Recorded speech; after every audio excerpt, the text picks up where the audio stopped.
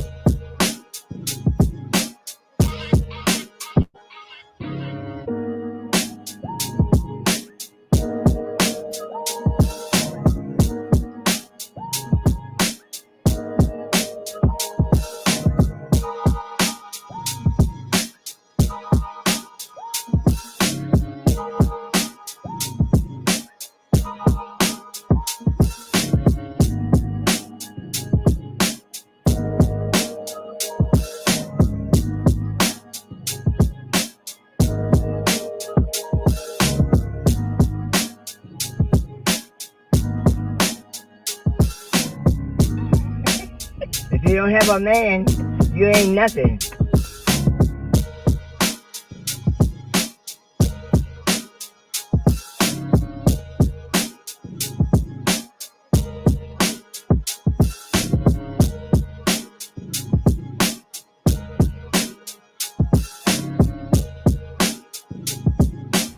These blacks.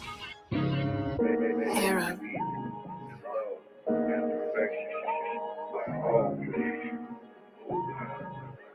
May there be peace and love and affection around all.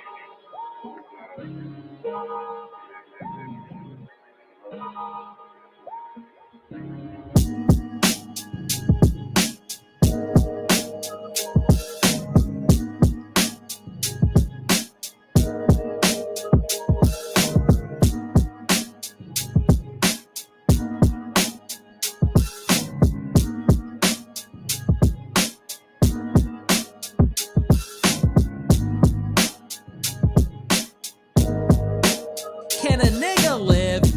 Can a nigga live, please?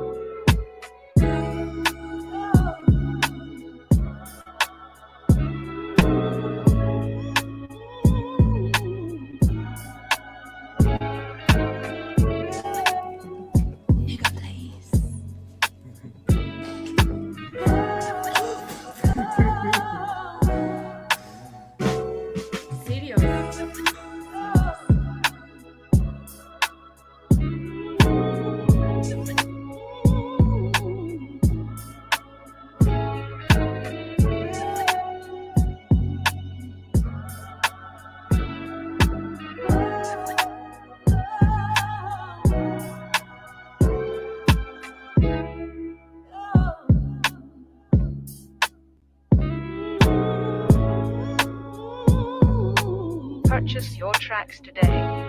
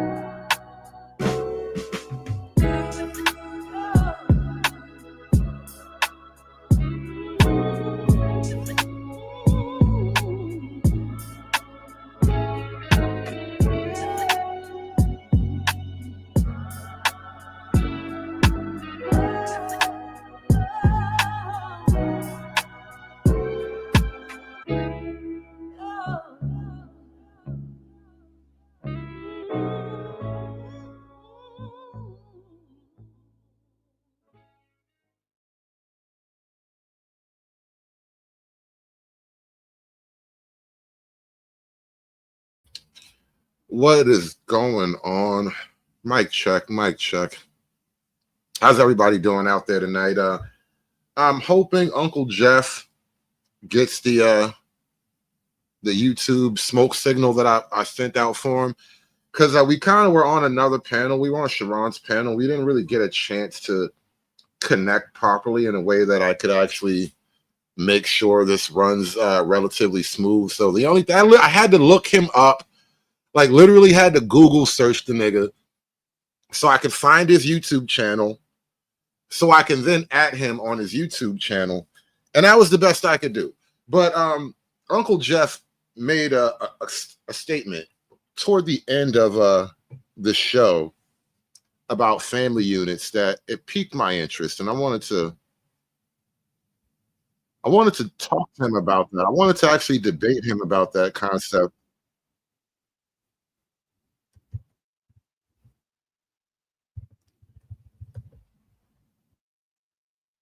I want to debate something with you.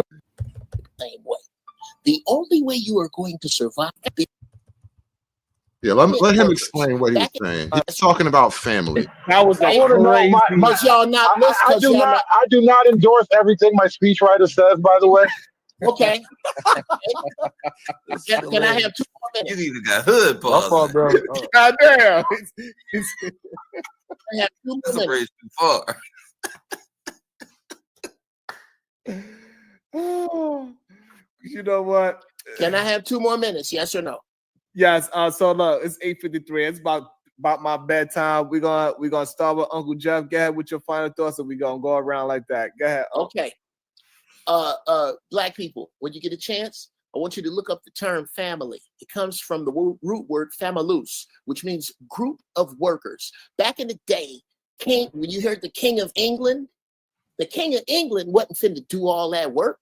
So he had lords and earls. Somebody find this nigga Jeff for me. We need Uncle Jeff to show up. Doing the work. These people were called landlords. Those landlords had house bonds working for them. That's where the dame husband comes from. That dude went and found a wife, took her in, and all she could do is make kids. She couldn't help him. Good question, Jeff. What's that language? What language? Well, I believe the root word is Latin. I believe it's Latin. That dude, all he could do with this woman is make babies. She couldn't help him. Do you know what that group was called?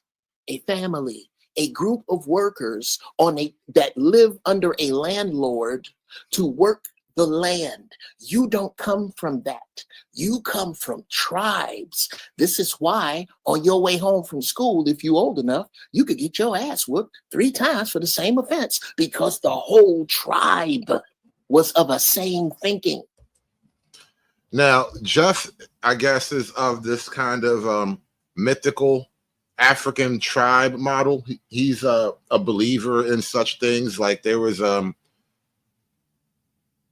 universally understood model of tribes in Africa, and this tribe somehow, in his mind, is a superior model than the I guess Western European style family unit.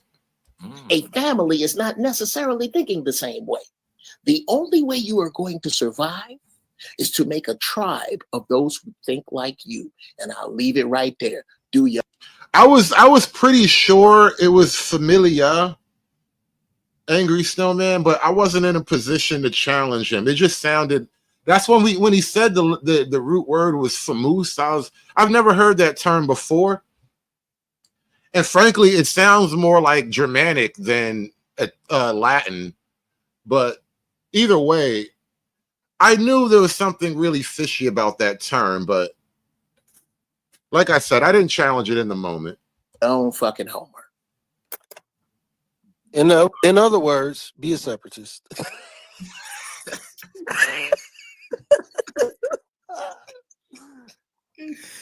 I mean, No. right though. No, that's apples and bowling balls. They're not the same. Guess Hey Jeff, you want to talk about this tribe thing? Because here's my contention. I want to debate something with you. If you got a minute, in like the next 20 minutes, we can start a new show. Okay, I don't know. This is Sharon. No, I'm pitching an idea to you. We'll take it to my channel because I'm on my way home and I'm gonna set it up in a few minutes. But my argument is that tribe is a more primitive setup than the familus as you described, and I would like to actually leave it there and debate that point with you later if you want to.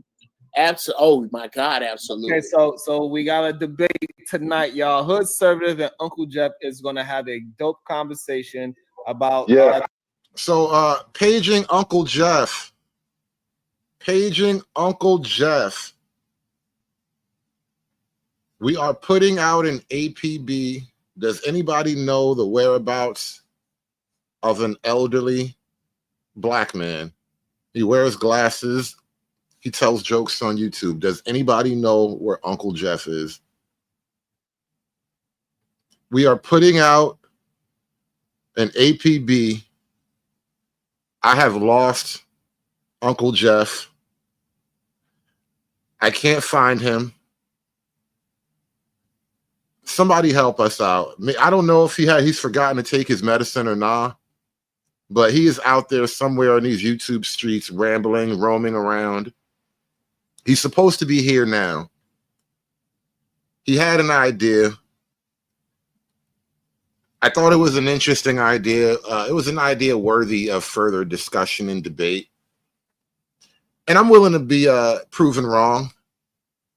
I'm amenable to having my mind changed about this and that. But you got to be here. You got to, did you find him? Was he in his robe wandering down the street again? I know he's getting up there in the years. I know he's an unk. He's not just a regular unk. He's an unk. He's been around for a while. Gotta look out for him.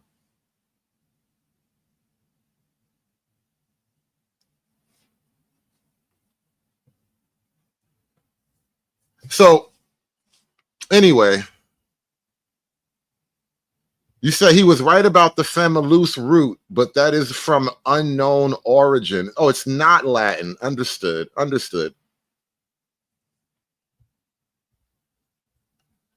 No, I like Jeff. I told Jeff I gotta hire Jeff as my speechwriter. And listen, last time I was even talking about Jeff, I had to give him some thanks because I know he wasn't listening for that, but I had to give Jeff some thanks because it actually it was on your damn show. He had my back unexpectedly when we were arguing about a particular topic, And thank you for that. And this is why I said, Jeff, I'm gonna have to bring him on as like my speechwriter or something. He's a good representative while I'm off in Negro land. And sometimes you need a good guide. You need like a Sherpa, somebody that can speak the language to the natives. They can read all the tribal markings and stuff. They can smell the air in the jungle and tell you when danger's coming. You need a nigga like that. Uncle Jeff was doing a great job disseminating my ideas. off of Negro land. And so, I really did appreciate that. And not for nothing though. Jeff is like bright enough. We can we can trade barbs and all that. He's not gonna get all upset and shit. Jeff do jokes for a living, goddamn it.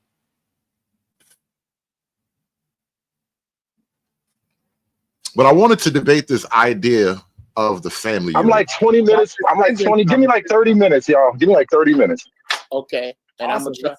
I'm gonna try to simulcast this. This is the first Giraffe Balls. I'm gonna bring it back tonight.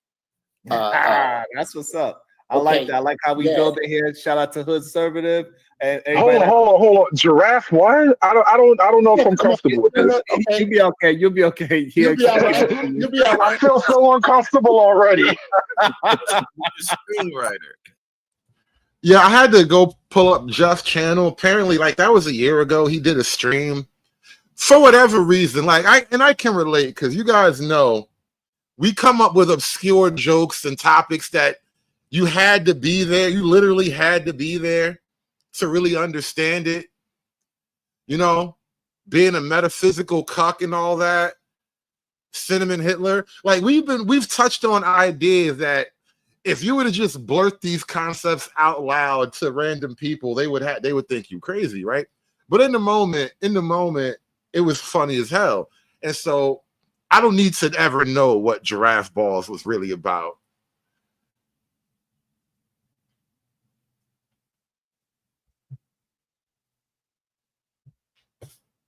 Oh, this nigga. Brownsville niggas will be wanting to G-check niggas and shit. Get your ass back on the train, Izzy. Izzy, get your ass back on the train. Go back to East New York.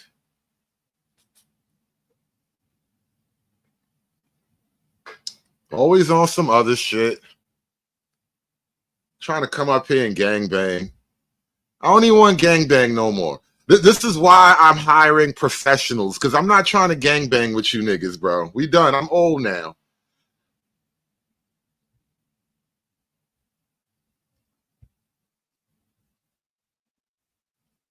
I don't know if that's low-hanging fruit or not. No, that's hilarious. That's hilarious. That was funny as hell. Okay. You got any final thoughts? Yeah, it was About good. time Uncle Jeff done wandered into the building. Let me drop the link right now. None of you niggas take the link. We only gonna bring Jeff up. If I actually had an easier way to just shoot him the link, I would. But we work with what we got. You go to war with the army you have. Uncle Jeff, please rolling out the red carpet. Thank you so much for showing up. Such a, impromptu thing. I put this together on a whim. And so I really do appreciate you showing up like this. And I was dead serious. Like, I absolutely want to talk about this idea of tribe versus family. Is the kind of subject matter that I kind of pontificate about on my own time when I give my own live streams and I come up with theories and whatnot. And so now that you've actually made it here and I've talked you up enough, I knew if I talk bad about you a little bit, it would hasten your arrival. And that's kind of how niggas is, bro. That's exactly how niggas is. So it's all in love. It's all in love. And so, I'm going to bring up now, I don't know how this is possible. This nigga's literally everybody's uncle. Somebody got some explaining to do, but we'll talk about that later. Shout out to Uncle Jeff, man. Yo, what's going on, man? What's good, Uncle Jeff? Thank you so much. And shout out to Iz, by the way. If you actually did that connect for me, it was you that made it happen. I want to make you. Iz is my man, bro. I keep trying to tell y'all that. Iz is my people. And but so here's Iz, what thank happened. you so much. Thank you very Let me much. explain why I'm so late. Because we're both black. That's hilarious. I looked up the Hood Conservative. I went to your channel. I had a link open. I was waiting for your live to pop up. I didn't see it. Now, here's the old nigga shit. I was going to try to do, as impromptu as this is, I'm actually in the midst of dropping Zero Frame, which is my gaming channel. It's the ESPN of gaming. and I'm setting this attention gamers. Come get your ass whooped by my sons. I'm on some LeVar Ball shit. They're incredible at COD, 2K, and GTA 5. You will get your ear stomped together. They are good. Bring your squads. We're gonna start having tournaments, all kind of shit, dope shows, all that. That started. Then of course the Family Secret I've been busy with. Too busy to get to giraffe balls. And because of this debate, I was gonna try to simulcast with my old nigga ass, and I couldn't get it figured out. So I just said, screw it, I'll do it later. And then hold on, hit me. Right now, can you see a button somewhere on your screen that allows you to just jump right to your own simulcast? There should be a really quick button. It says stream this to your audience. That is the button. It's like the two buttons to press. All you got to do is press that button. It's going to open up a title box so you can fill in the title for your channel. Type in whatever you want. Please don't giraffe ball me. And then you can just fire it up. Hold on, young man. Hold on. Before I do that, I'm going to do that in a second. Let me explain what Giraffe Balls is. Okay? Giraffe Balls is a show that I started doing a few years back where I get high as giraffe balls and talk to young dudes about whatever they want. Young people, young brothers and sisters, whatever you want, whatever subject. So what's that? I drop whatever knowledge I 20 feet, you imagine? That, bro, it's quite high. It's quite high. I'm on my way there right now. So I'm headed there too. And bruh, I think what it is that I'm uniquely qualified to do in a couple of areas with my 2 PhDs, one in pimp shit and one in nigga shit. I think I am uniquely qualified to call balls and strikes. Cause there be times when I think is wrong, and it's my dude. That's of the black manosphere, so to speak. That's my dude. I don't think I'm cooler with anybody than is. And it's because I see his heart. I see what he's doing. I see what he's trying to do. He know bunch of shit he do get on my nerves, but that's my man. So I it's not about whether it just so happens that many of his opinions I absolutely agree with, and I respect him as a father. And I understand his trip. That's the big connect, is that my most respect I have for Israel Mills is as a father. And I know what he done been through. I know what he's going through. We done been through similar shit. But when I don't agree, I just don't fucking agree. Can I swear over here? You can. I try to keep it to a minimum. Okay, then that's the last one. That's the last one. I ain't gonna drop a cam. Oh, yeah, that green arrow is that green dollar sign is useful, but I'm not gonna word police you. Yeah, but that's kind of the real of it, bro. Is that wherever I go, I'm gonna tell the truth, and I really don't give a fiddler's finger about how it make you feel. If you don't like it, that's between you and your mama. That ain't got nothing to do with me. So, with that said, yeah, man, tell people, look here, you want to go to Family Secret, get you some of this shea butter. It's that you see behind me. It's the absolute, it's the best. You cannot, when I say my shea butter is the best, it's because I source the very best ingredients. I don't use any preservatives. I don't use any fillers, no cereals, no stearic acid. It is the best. It's not lost on me that black people gonna put this on their babies. It is the absolute best that you can find. And I'll drop the link in the chat. I just want everybody listening to bet me $20 that ain't the best thing you ever put on your skin. Real talk. I you know me. I don't talk shit that I don't back up.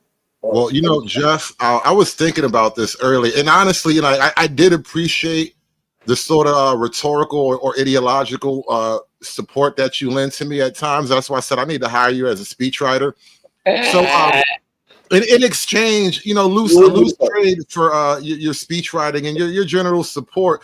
I was hoping you did mention your product, and so for the rest of the night, every so often, creatively slip in a plug and all that.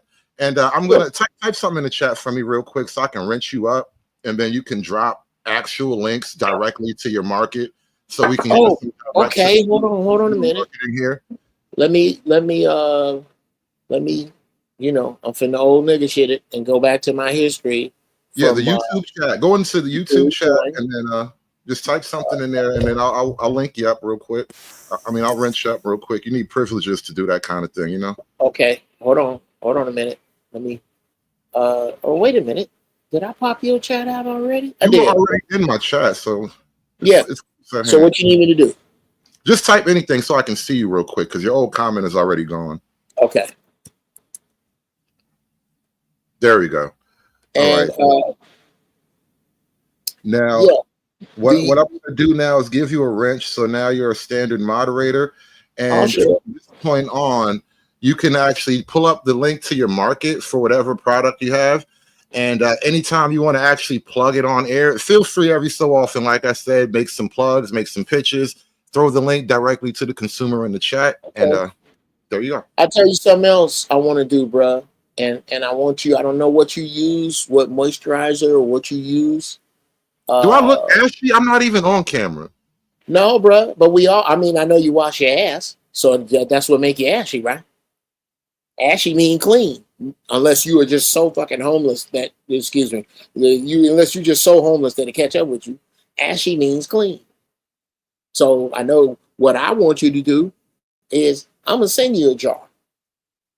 I'm gonna send you enough. I'm gonna send you enough for 2 ashy elbows and 2 ashy knees. And I want you to open up, or you can do it on the air. Do the Pepsi challenge with whatever you use. And I promise you, bro, I've been doing this for years.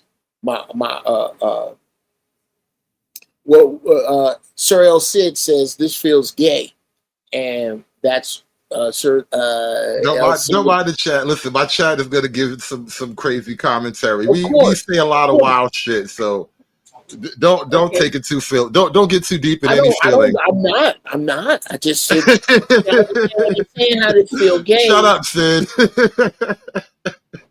You know that's something for him to deal with his shrink about, because none of this is about diddling with your booty hole. This is about grown ass men taking care of the goddamn skin. Oh shit, that rhymed. Anyway, enough of that. Let's get into all right, Jeff. What I'm gonna do is rewind the clip a few seconds and take it back to the brief introduction of your concept, and we'll go from there. I mean, we don't have a formal debate set up here, and then plus, like, this is my audience, so it's not like we're going to actually base it on points or anything. So we're just going to have a discussion here. Just talk about and my whole position is that well, listen, I'm going to just rewind it and let it play for a second. So let me see, where are we here? Yes, sir. Toward the end. I'm sorry, I got it queued up because I just played it right before you showed up in the chat, so I'm only a few seconds off. Let me see if it's here. Who decided to fuck another? A few more seconds back. I'm about to get rid of all that. Don't worry. There we go. Ain't gonna be nothing but potato salad and like if you're looking for prostitutes, you go by Little Asia, and that's where all the prostitutes hang out at, in the Asian part of. Yo, the new Muslim mayor nigga said, well, he's not new, but he's trying to be. He's spot on. Well, it's because the institution destroys families, and nothing could be better for Black people than that. Now, Jeff, that was a crazy way to just introduce any subject. Not going to hold you to any fire just now, but that was a crazy intro, by the way. We need the family destroyed. It's part of the Uncle Jeff Hear Me Out series. There, wow, look at that. Do that. Let me send you. Hear me out. Conscious moron. This is who your family is. Your family is a group of people who decided to fuck another group of people, make some kids, and they didn't ask you shit. That's who they are. This is why the Bible says a friend sticks closer than a brother because you didn't pick your brother. You pick your friends. Your parents, conscious. Your parents didn't pick your brother. They rolled the genetic dice and out popped Tank Tank. They didn't pick him. Brother's nickname is So here's what's happening right now, brother conscious. I don't need another time off. Family. Dude, please don't, because this is very important. Real talk. Look up the term family. It means a group of workers, bruh. Look it up. Everything I'm saying is look upable right now. But Jeff, it's look upable right now. Make that family bond closer, like, because those are the people who I like, make you up grow words too. It's all good. Yes. Like even yes. But I'm saying, even though my sister might get on my everlasting nerves, I know she's doing it out of love compared to, I don't know if my friend doing this to be jealous or he got an angle on me. I mean, I guess you can say the same thing with your brother. You can say the same thing with your family. Well, here's the shortcut, brother. Do you see everything in society becoming binary? You got to be on one side or the other. Jab or don't take it. There's no more nuance. Republican, Democrat. Yes, the divides are becoming very clear and very binary, and they're cutting families in half. Those of you who you know in your family ain't shit, it's time to let them niggas go. You have to deal with tribe, brother. The people. That means my family letting me go. No. Well, then you need to get your shit together or be with the other niggas that ain't got their shit together. Wait. Hold on. And I just want to let Jabba know I said Guyana, not Ghana. See, that's how I know. You ain't never been in New York. I said Guyana, not Ghana. Yeah. Uncle Jeff, why Yes, didn't sir. you just say become a separatist instead of going through all that? I don't think because and I agree with you, Slimmy. I agree with you. You don't have to say get rid of families because you still gotta have family. Even as a separatist, you still have to have some form of family, dog. That was a crazy point. That was I want to know But y'all not listen. I do not endorse everything my speechwriter says, by the way. Okay. Can I have 2 more minutes? You even got hood, Okay. bro. I have 2 more That's a minutes. bridge too far.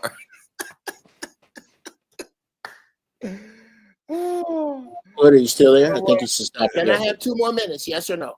This is the 2 minutes where you kind of laid it out. You're gonna get right here. We're gonna start with Uncle Jeff. Go ahead with your final thoughts, and we're gonna go around like that. Go ahead. Okay. Black people, when you get a chance, I want you to look up the term family. It comes from the root word familus, which means group of workers. Back in the day, when you heard the King of England wasn't finna do all that work. So he had lords and earls doing the work. These people were called landlords. Those landlords had house bonds working for them. That's where the name husband comes from. That dude went and found a wife, took her in, and all she could do is make kids. She couldn't help him. Good question, Jeff. What's that language? Familus. What language? Well, I believe the root word is Latin. I believe it's Latin. That dude, all he could do with this woman is make babies. She couldn't help him. Do you know what that group was called? A family, a group of workers that live under a landlord to work the land. You don't come from that. You come from tribes. This is why on your way home from school, if you old enough, you could get your ass whooped 3 times for the same offense because the whole tribe was of a same thinking. A family is not necessarily thinking the same way. The only way you are going to survive is to make a tribe of those who think like you. And I'll leave it right there. Do your own fucking homework. In other words, be a separatist.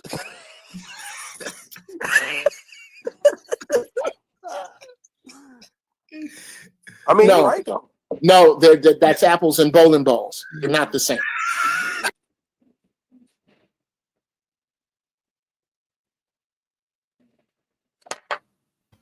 I guess that's enough intro. That's pretty much all that you said anyway. so before I even really offer anything real, like I said, my position in the entire argument that I'm taking here is the tribal model, as I understand that you're presenting, is a more primitive model. That's literally my position. It's more primitive. It's a earlier stage on the developmental tree. And so when it comes to like the nuclear patriarchal family, I think that is a more superior model. It's a evolutionary development. That being said, I kick the floor back to you to fill in any gaps and take the argument where you want. Well, it's funny that you could even possibly consider what I'm talking about primitive when the people who invented family would talk to speak, eat, farm, and live civilly and not pick their ass and eat what they find by the people I'm talking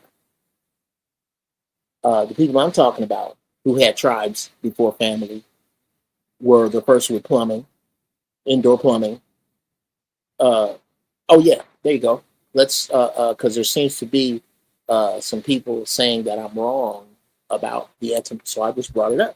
What is the etymology? Yeah, I was unsure about the etymology when you said it, so I even asked you right away. You said it came from Latin, but you know, as I said earlier, I wasn't in a position to challenge you, so it just sounded a little off to me. But I didn't know. I couldn't challenge you. So did you do any homework? Did you look it up?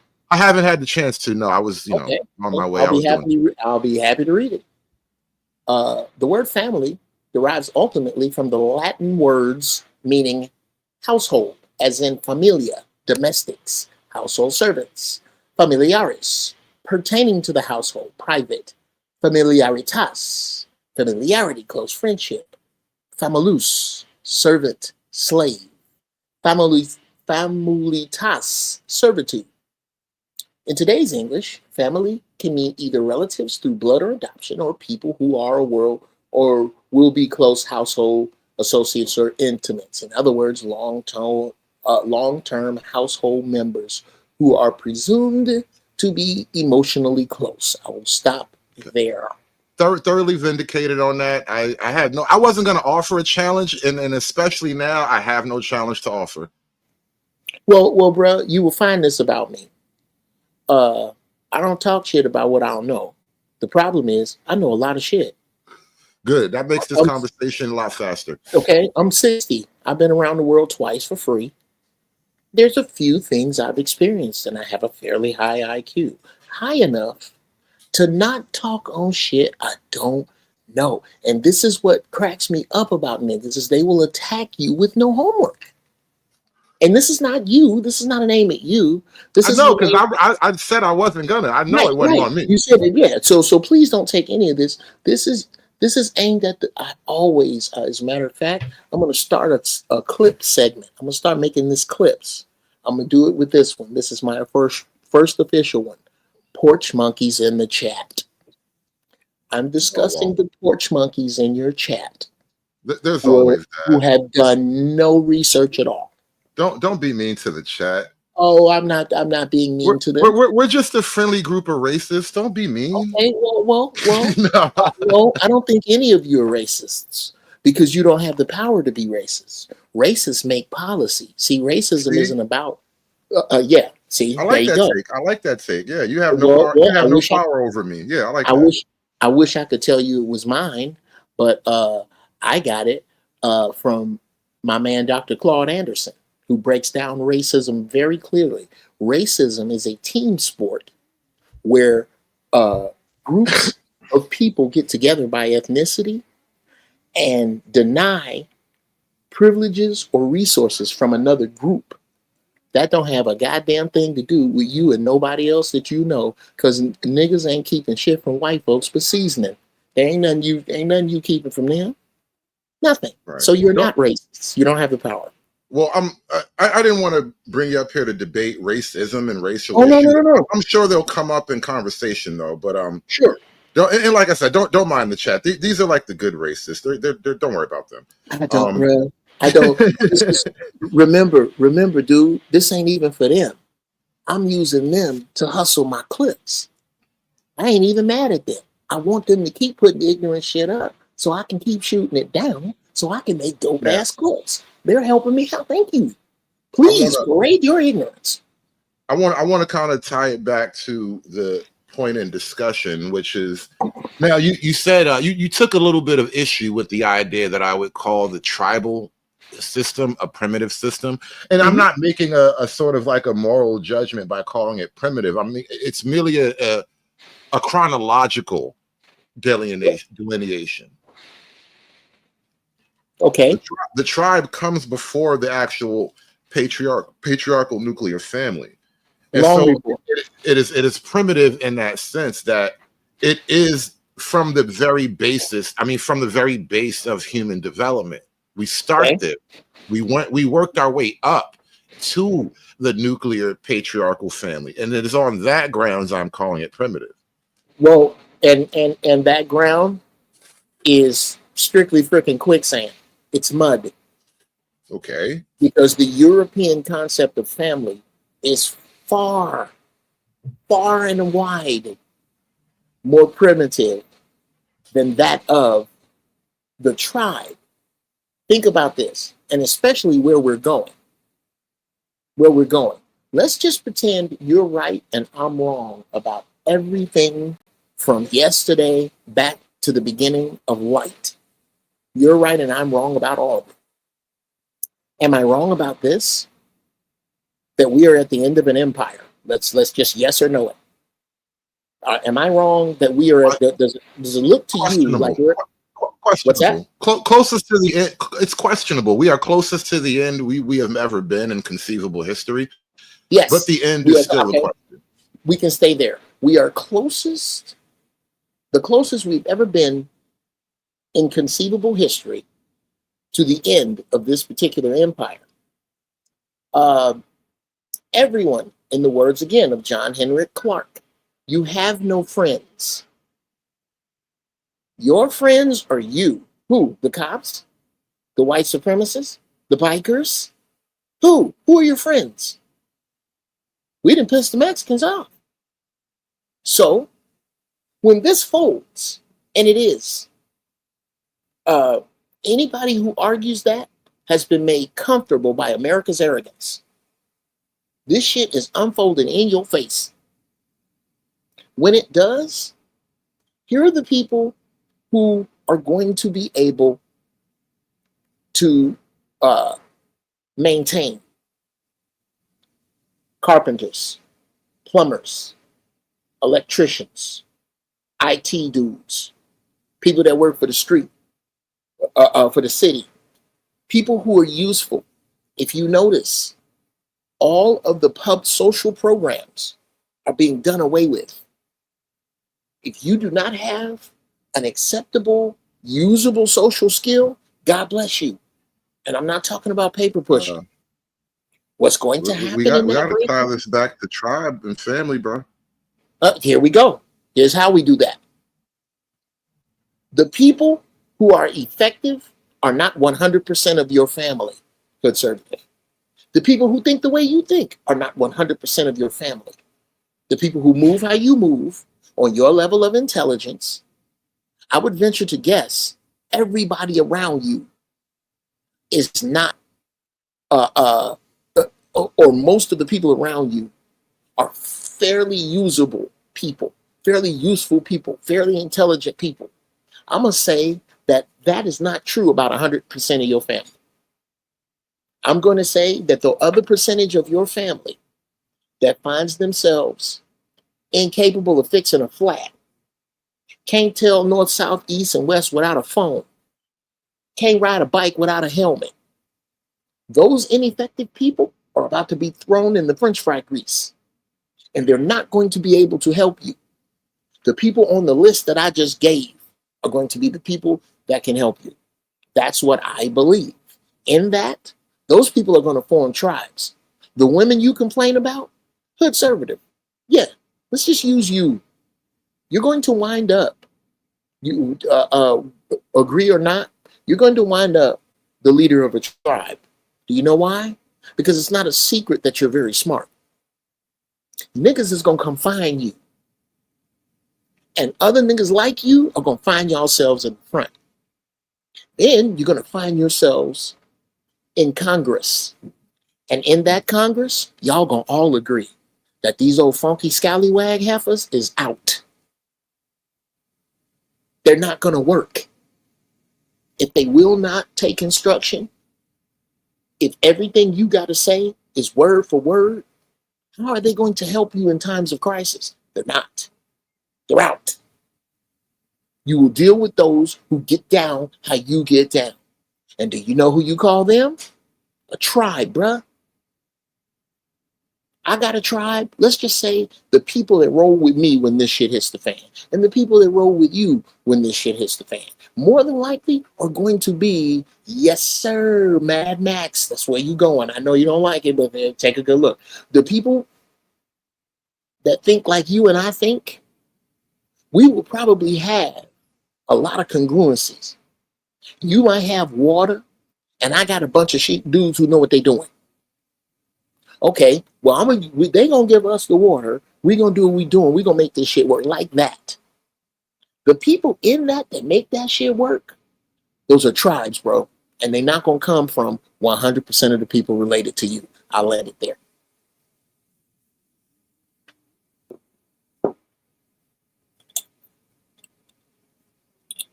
Okay. Let me start at the beginning. Sure. The idea of a tribe, as I said earlier, it's a primitive social structure in nature, meaning that it was the very first. And the problem with being the first and the primitive is that it hadn't worked out certain problems.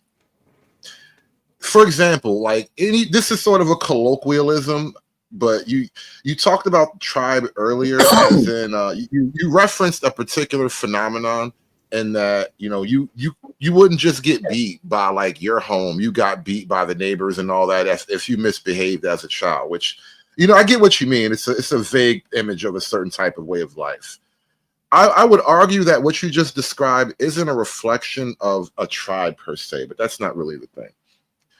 The tribe in and of itself, because it's not expressly patriarchal, the fact that those kids would essentially belong to any elder, therefore any elder would have the right to offer corporal punishment, it's because the tribe is almost inherently matriarchal.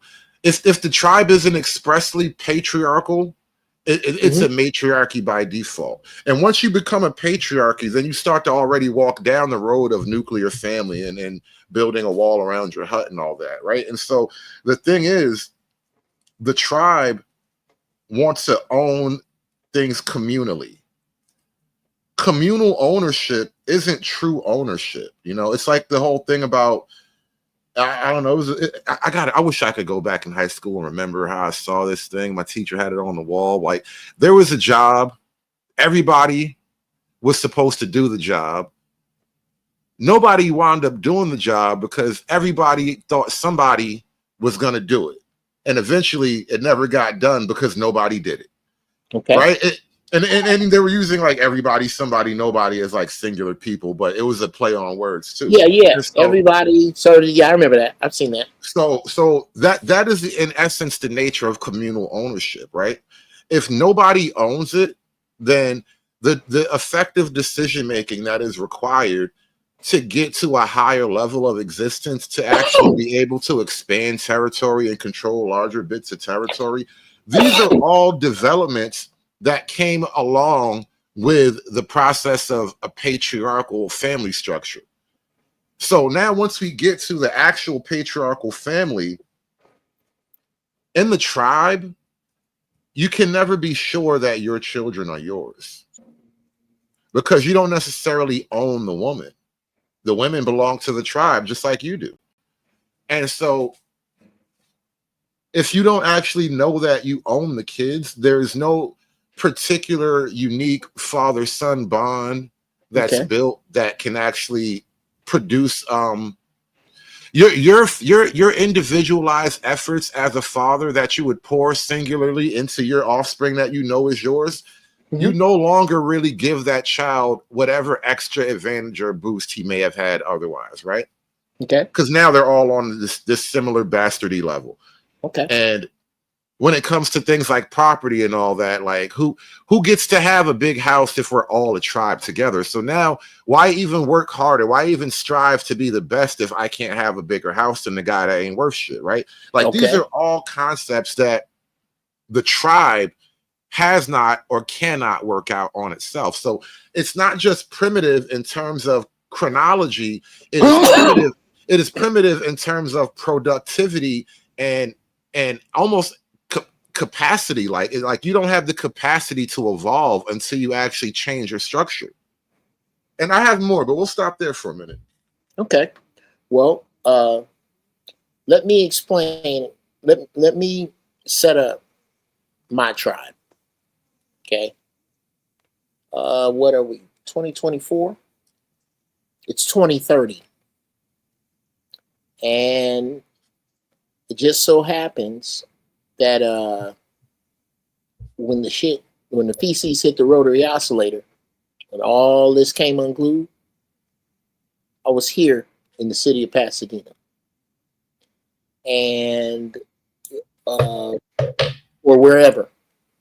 Here, but yeah, we'll call it Pasadena. And myself and 8 other dudes all got our people together. Some of them were members of our families, some were not. Let's just say we 200 strong. And of that, we got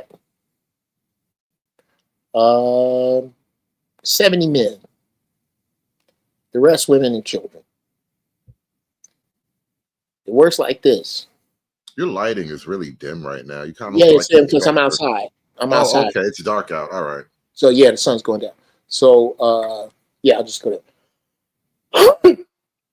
Works like this. There will be the most qualified and the most intelligent, regardless of their sex. Those will be the elders. I don't know how many in number yet. But amongst them, amongst my tribe, will be men who can fight, men who can draw, men who are great in the arts, men who are great in architecture, in all walks of life. We will find out what the children are good at, what the children want to do. They will be taught by those people, each respectively. Males and females separately until a certain age, with qualified sisters teaching the females and qualified males teaching the males. When they get to a certain age, they are co-ed, taught by the same professors that we have all okayed to teach what we tell them to teach. With regard to who gets what, it's broken down by what you give to the tribe and how you get promoted and how territory is expanded, what you get when it's expanded. That has been going on since the time of Mansa Musa. Mansa Musa predates family. He predates family, brother. In my tribe, if you are found to break a rule or infraction, you go before us and we gonna hear you out. Real talk. Not on this evidence is inadmissible because you didn't get it in at a certain time. Nigga, is it true or not? At that point, I don't give a damn if it's one of my sons. They will pay the price that we have set. And if that price is banishment, then it's banishment. If you touch a child or take sex from a woman, the penalty is slow, cruel, barbecued death. No questions. Once we are sure you are smoking gun guilty of touching a child, oh bro, we done. That's it. Ain't trying to rehab you, ain't none of that. Tribes are notorious for savage physical torture and punishment. Absolutely, and we're gonna look like they do. Line. Yes, sir. Now, Let me What kind would, of would finish. you? Finish. Okay, well, let me get this question. What in that would you change, or what in that is bad? How can you make that better?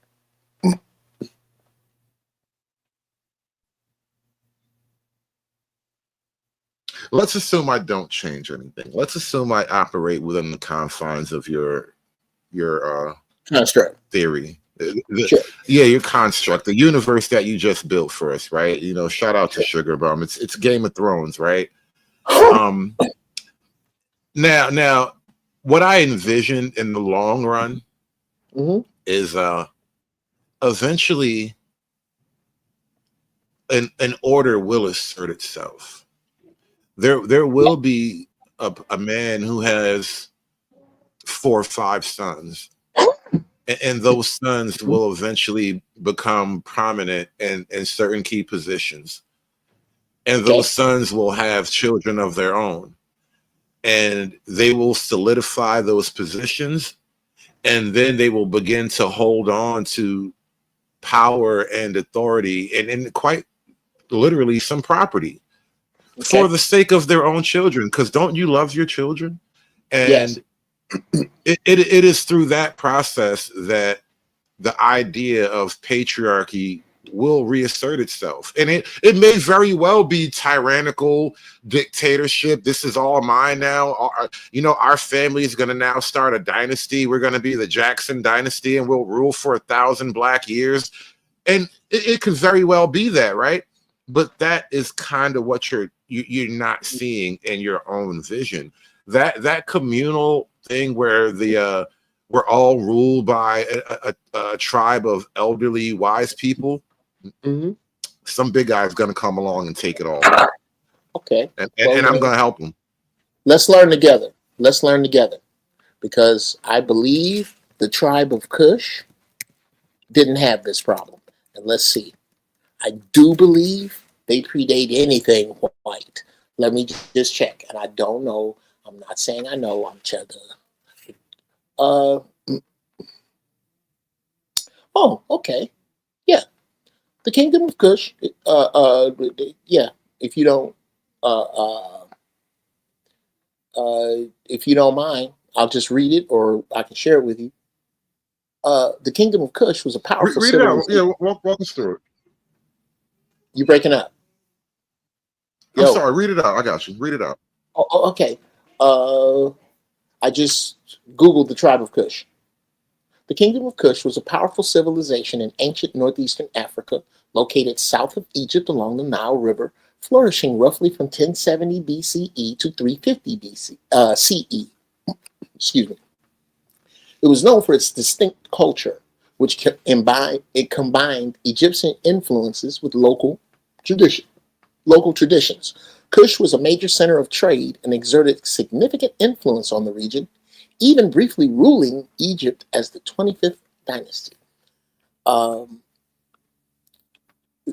Those people were very tribal, very, and not from a bone in the nose, plate in the lip. It was called the Kingdom of Kush, was it not? Sure. Once you get into that level of organization, you're beyond simply a tribe. You have a king now. That is by default. That is by default patriarchal blood lineage, bloodline. Like sure. Well, we don't have to. Yeah. Again, So and let's slow down for a minute. Let's slow down for a minute. We don't have to have that then. We don't have to have that.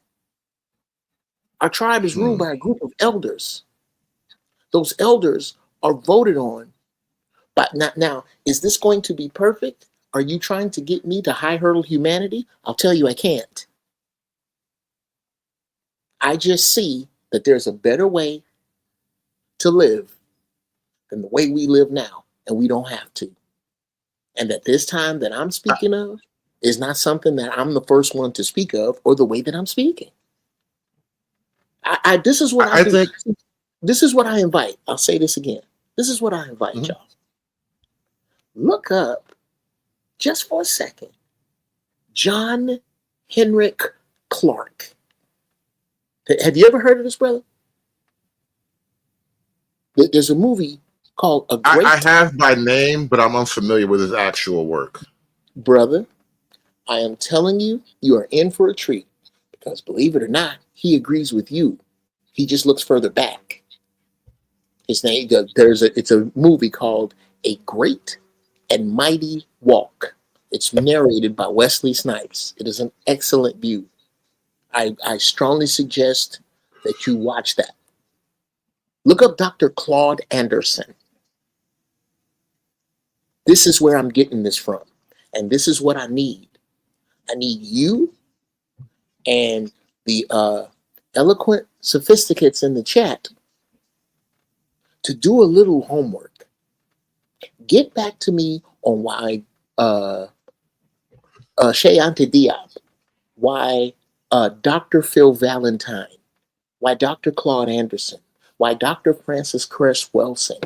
Get back to me why these people are wrong. Not with what you disagree with because of how you feel. How are they wrong?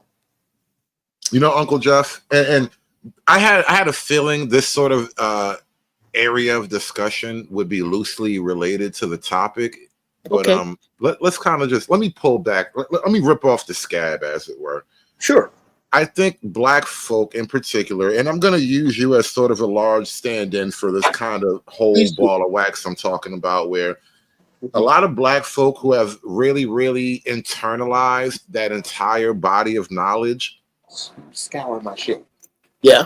And I think it's created a type of problem intellectually where there's an unwillingness to accept a simple truth, which is that the old way of doing things is simply the old way of doing things. And if let's say you call it, like, I think I've heard you refer to it as the European style of family. Yeah. I've made this joke several times on the panel because we talk about, like, you know, you just brought it up a minute ago about these women and all that. And I've said flat out as a man, listen, I want the style of family that the white man has. I need you to respect me like you respect the white man, or we're going to have to move some furniture around in here. That's the only way this is going to work. And so it's funny. I know it's funny, but what I'm getting at ultimately is that the thing is, what if our original base primitive style, and you know, chronologically primitive, right? There's no moral judgment here. This is not to shame anything or anyone, but what if that style of being simply won't get us to where we would like to be in 2025, and we hold on to it for, you know, this affinity to this great Black mythology that we learn from the John Henry Clarks and such, right? There's an entire world of scholarship that's dedicated to nursing this sort of emotional, psychological wound. And what if it's just simply that's not working? Like, it's actually not going to get us to where we need to be. It doesn't work in 2025. All right. Number one, I think I said this was 2030 or 2034. This was after shit fell apart. But let's deal with today. Here's what we do. Here's what we deal with today. And let's walk this down article by article. I think it is best in these times that every Black man find 9 other brothers he can count on that know something about medicine, science, how to get around under the city,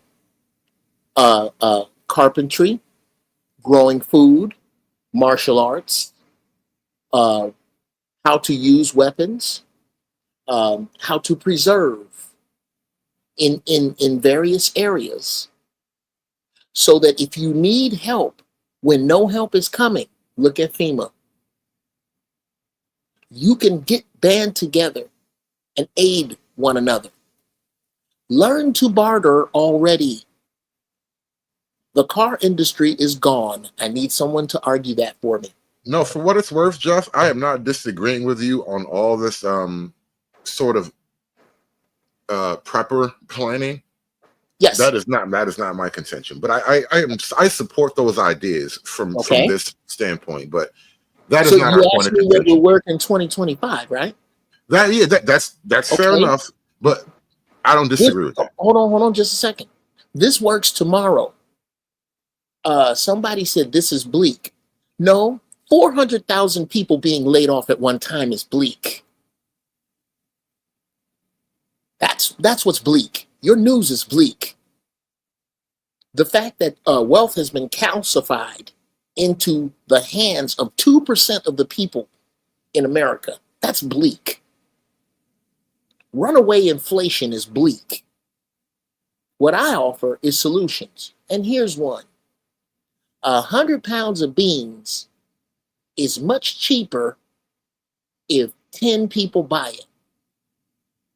10 people who buy 100 pounds of beans and give each other 10 pounds of beans apiece, it take a long time to eat 10 pounds of beans, now don't it? Thinking like that will help your monkey ass tomorrow. How far off is that thinking? How far in the future is that little nugget right there, in your opinion, Hood Server?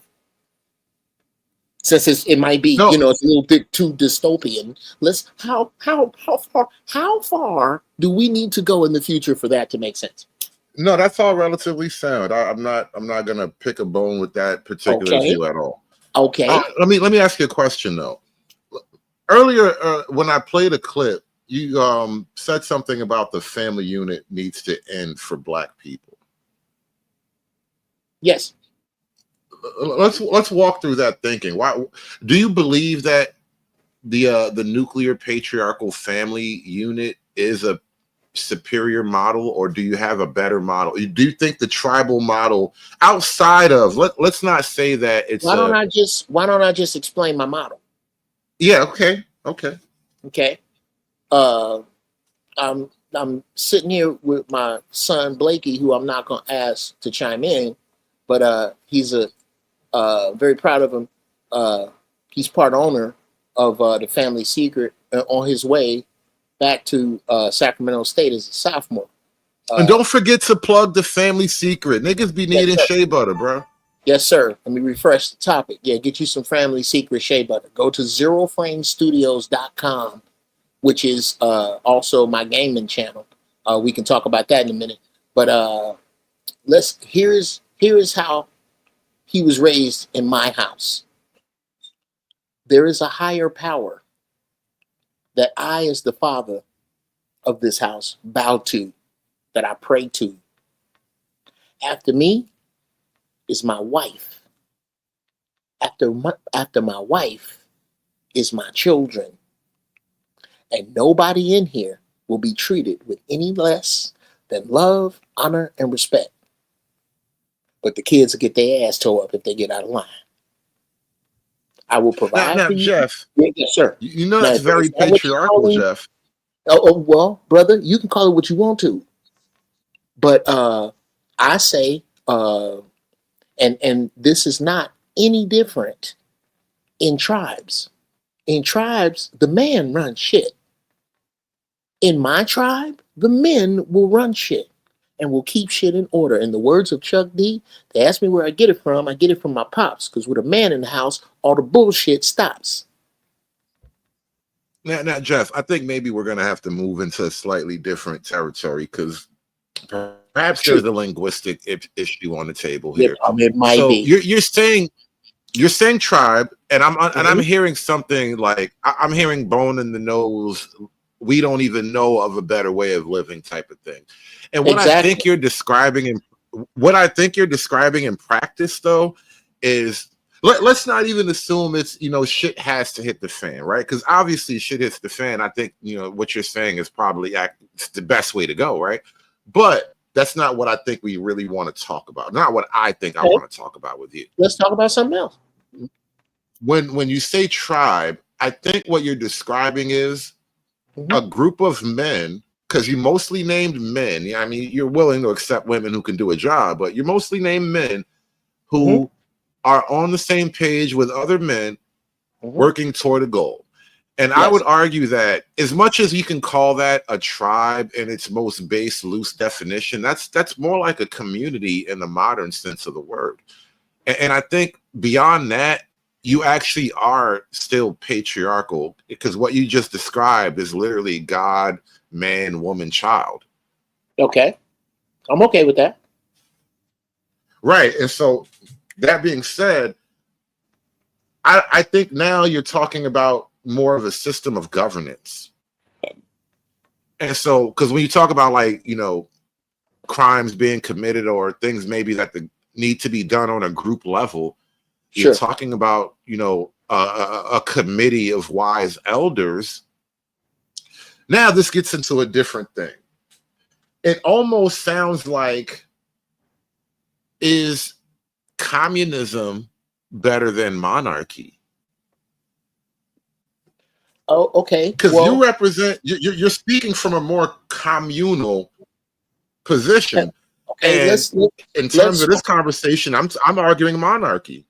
Okay, well, let's slow down for a minute, because that's another thing that Black people have been taught to knee-jerk react from is the word communism.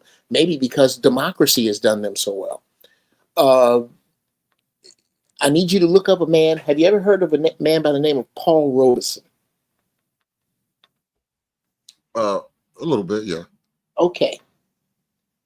Before we can have the conversation about communism, you should know about the civil rights activist, the incredibly talented actor, mathematician, author, Paul Robeson, bruh. And what he had to say about communism, that's for everybody here. I'm not going to even, bro, that's a whole show. Do you know what the communists did to Robeson? They strung him up and they shot him and they drug him down the street until his head popped off. I don't care. Please tell me what I don't care about. Here was what the point of that was. It wasn't quite that, but why is that not relevant to his love of communism, though? Here's why. Because what the communists did to him was out of something regarding race. There is nothing wrong. This is what I'm saying. Have you ever heard me break down the 3 types of thinker? Square, cube, and tesseract. Have you ever heard that? No, but I like philosophies and theories. I'm game. Okay. Here, I'll run this one by you. There are 3 types of thinkers. A square thinker.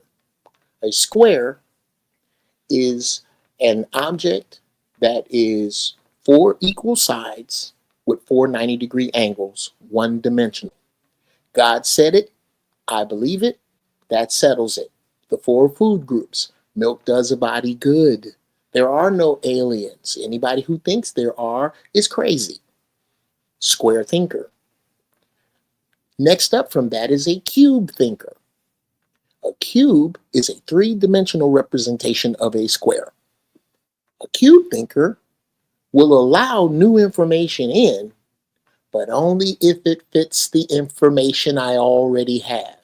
These are confirmation bias people.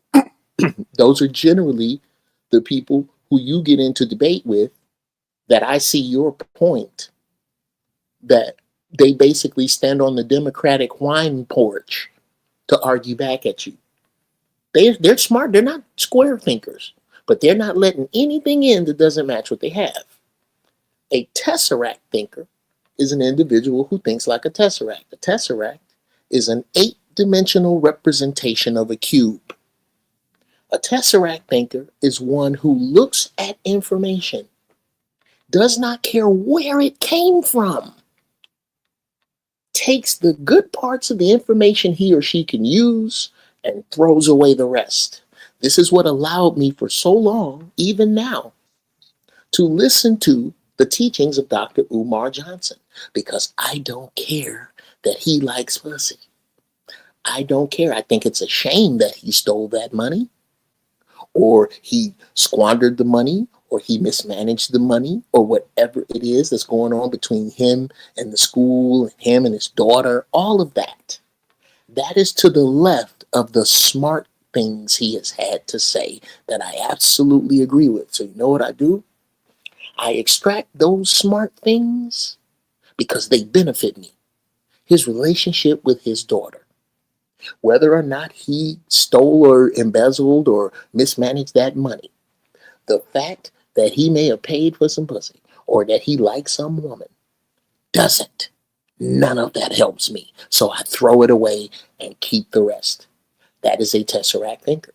As a Tesseract thinker, brother, I strongly suggest that in my opinion, because you're so close, I think you are a high-level cubic thinker. You are so close. I think if you go there, go back and watch A Great and Mighty Walk. Refresh yourself on the history of Paul Robeson and look at what he was discussing with regard to communism, not what those people did to him.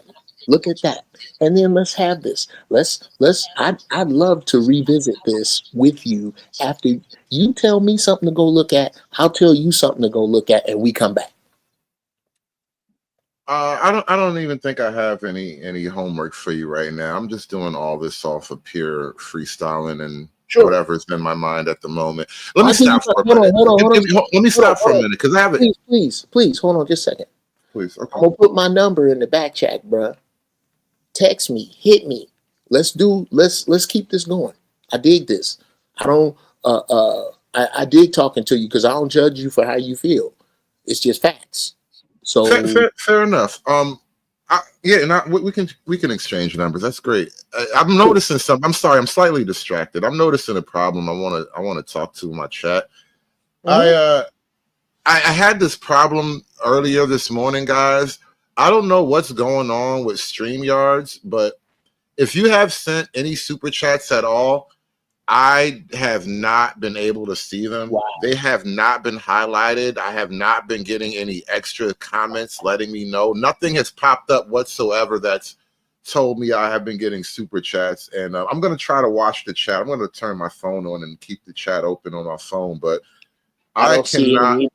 Yeah, I cannot tell that you sent any super chats whatsoever. So there's a weird glitch going on with StreamYard. So if I have, I definitely have missed your super chats. And so because of that, I apologize. Normally, I tend to answer almost any question that's asked. I like to acknowledge the people that participate, but right now I cannot. So my apologies. Is it all right if I tag your hand on the super chats? Okay. Dear people watching, you may not agree. The Hood Conservative may not agree with this, but hopefully it is a glitch and we can't see you donating to my man's channel because your funky asses is being entertained with what you don't agree with right now. If nothing else, you would be paying for whatever you would be watching on Netflix or Hulu. Reach into your funky ass pockets and leave this man some bread. And I don't want none of it. There you go. How about disagree with me and support him? And you should put your Cash App up here, dog. Cash App hates me. I don't know. I think I do know what I did, but I'm not going to talk about it right now. Okay, my bad. Well, I just think a lot of times will stay up here all day and don't give dudes no bread. And I think that's well, listen, Jeff, jokes is jokes, so I'm not like mad about or upset about anything, but my audience is none of the sort. I'll have you know, my people take great care of me. Okay, good. And I love my people. We are gulag deep. I listen, man, we gang out here. People be showing up where I go to other channels. So like my gang love me and I love my gang. And so I appreciate all the support. Can I tell you something? Yeah. I don't like, how we started joking around with it today. Jeff's my speechwriter. That's because I don't disagree with a lot of the stuff you have to say. I don't. I just think some of it needs to be aimed in different directions. I think some of it needs to be more informed. That's why I'm like, dude, you just a dude. Go watch. I don't see you watching A Great and Mighty Walk and getting absolutely nothing from it. I think that's an excellent conversation to have.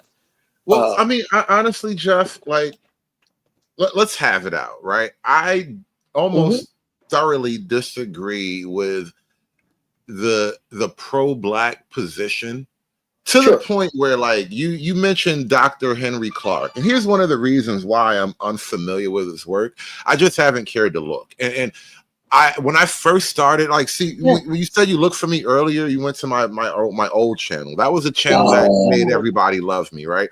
If you actually look on that channel, yeah, I'm sorry. It's the Hood Conservative, right? But this is the Hood Conservative 2, because they won't let me monetize that other one. And so it's a lot bigger in terms of monetize. I mean, in terms of fans, I got like 5,000 subs on that channel. Right. I saw that, man. I was like, my man doing his thing. On this channel, we got like 1,500, but it's been kind of filtered down to the most loyal fan base from there and then going forward, right? Because I had to start a new channel to get monetized. That being said, though, on that old channel, Jeff, I had one of my original popular videos. It was a live stream I did called Community Mythology, where I kind of went directly at that type of scholarship that you just advertised to me with John Henry Clark.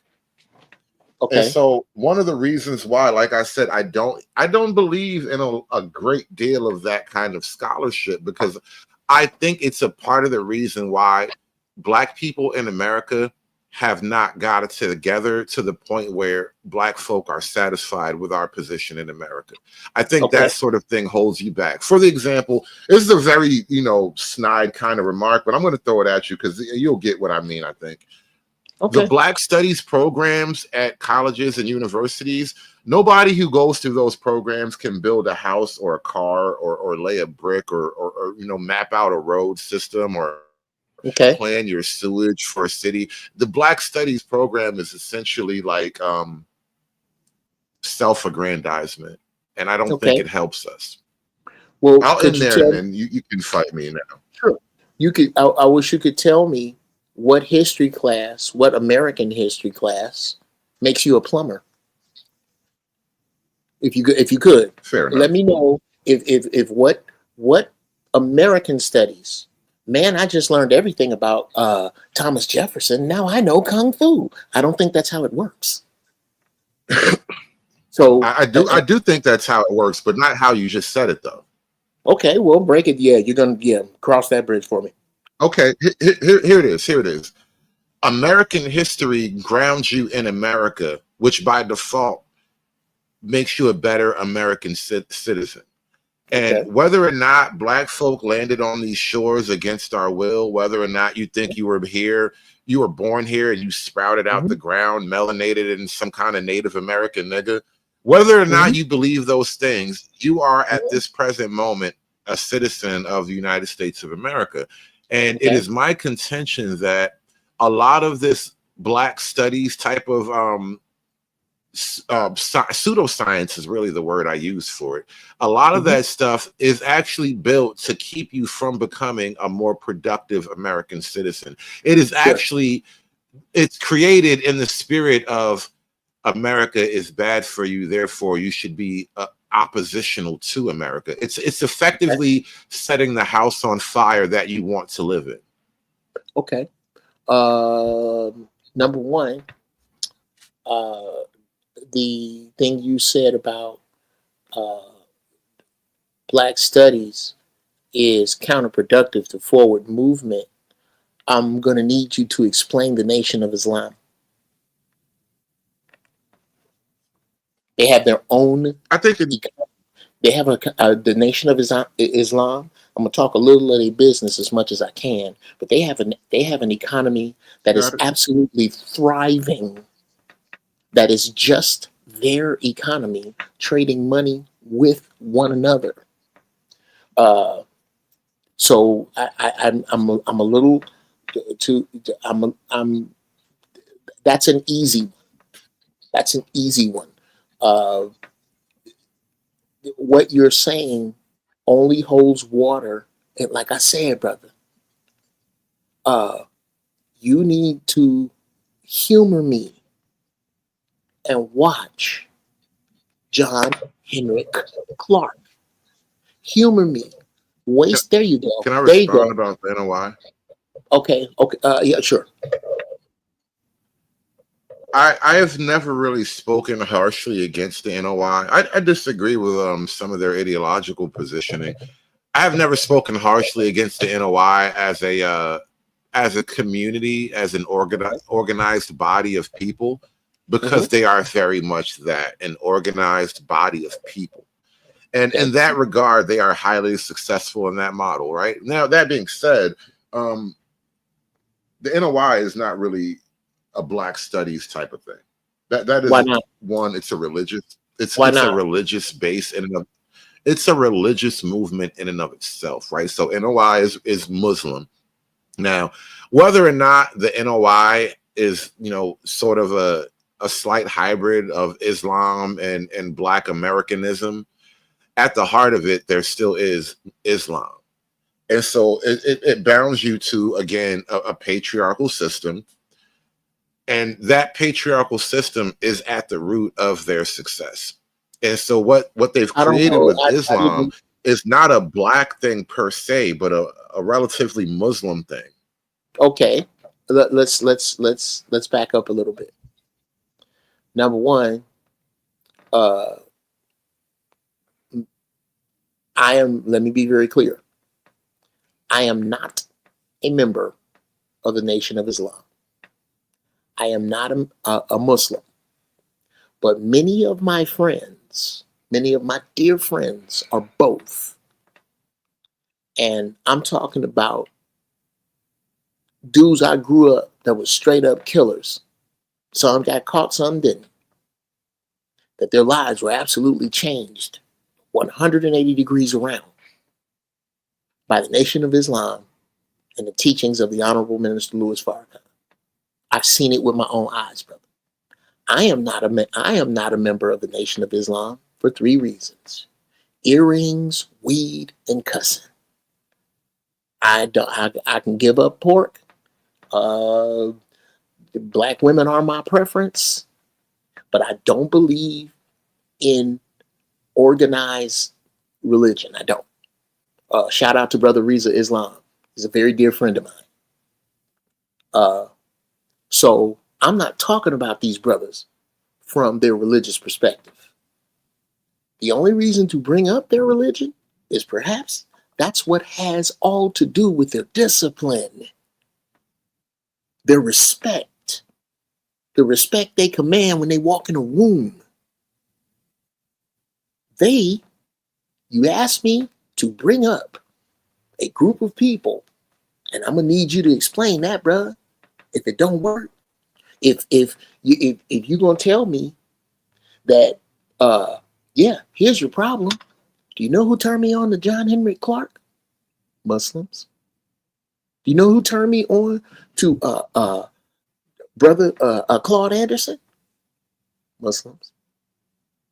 Brother, I'm not discussing. We can leave who they pray to out of it. Tell me that they don't recycle the black dollar. Tell me they don't respect their women.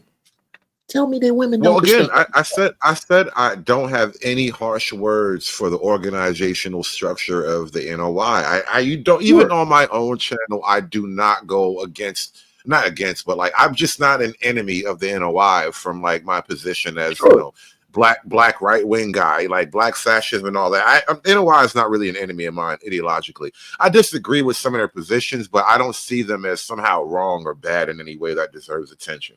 That being said, though, when you bring up the NOI and Black people, my contention isn't really so much like the NOI as I said. It's more like this. When it comes to a lot of this back to Africa kind of stuff, and this we make a mythology of our African past, and that's what I'm arguing holds us back in terms of being Black Americans. Earlier today on the channel, I had to stop you mid-sentence because you made a great observation when you were talking about Black conservatives, and you were kind of talking about me a little bit too as well. That's why I jumped in. You said that we see ourselves as Black first. I mean, we see ourselves as American first and Black second. And that is, I think, where I think the Black studies kind of exist to prevent that very positioning. And I think that's counterproductive. Okay, say that again. You lost me a little bit. I think as Black Americans, it is more productive to see yourself as American first and Black second. Okay. Okay. I vehemently disagree, but okay. And that's where I think we have some fertile ground to discuss here. I would love to pick that bone with you.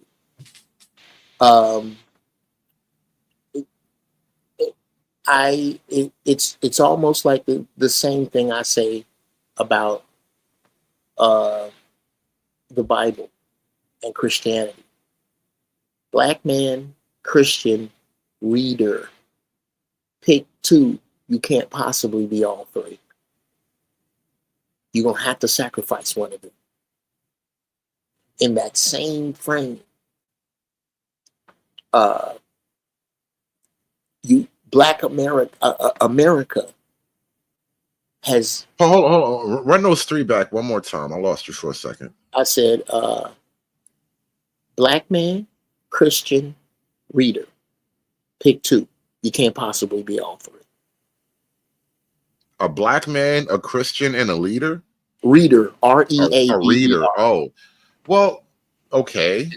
If you're a Black man and a reader, it's gonna be real tough to be a Christian. If you're a Black man and a Christian, then you must not be a reader. If you're a reader and a Christian, I challenge your Blackness. What does that even mean? How are you going to challenge the actual genetic quality of my natural given melanin? Because here's what I mean when I say Blackness. I mean the people who don't put raisins in their potato salad. I mean the people who love to skate.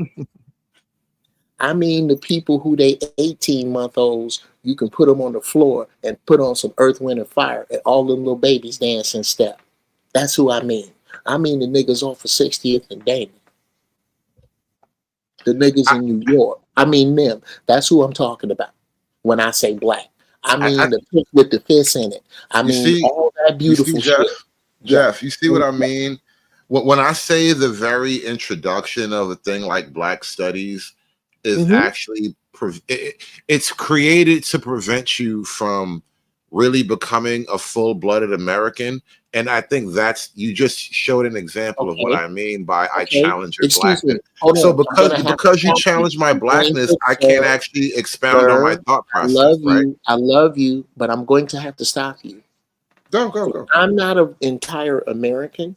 Could you please explain how I got to be a United States Marine?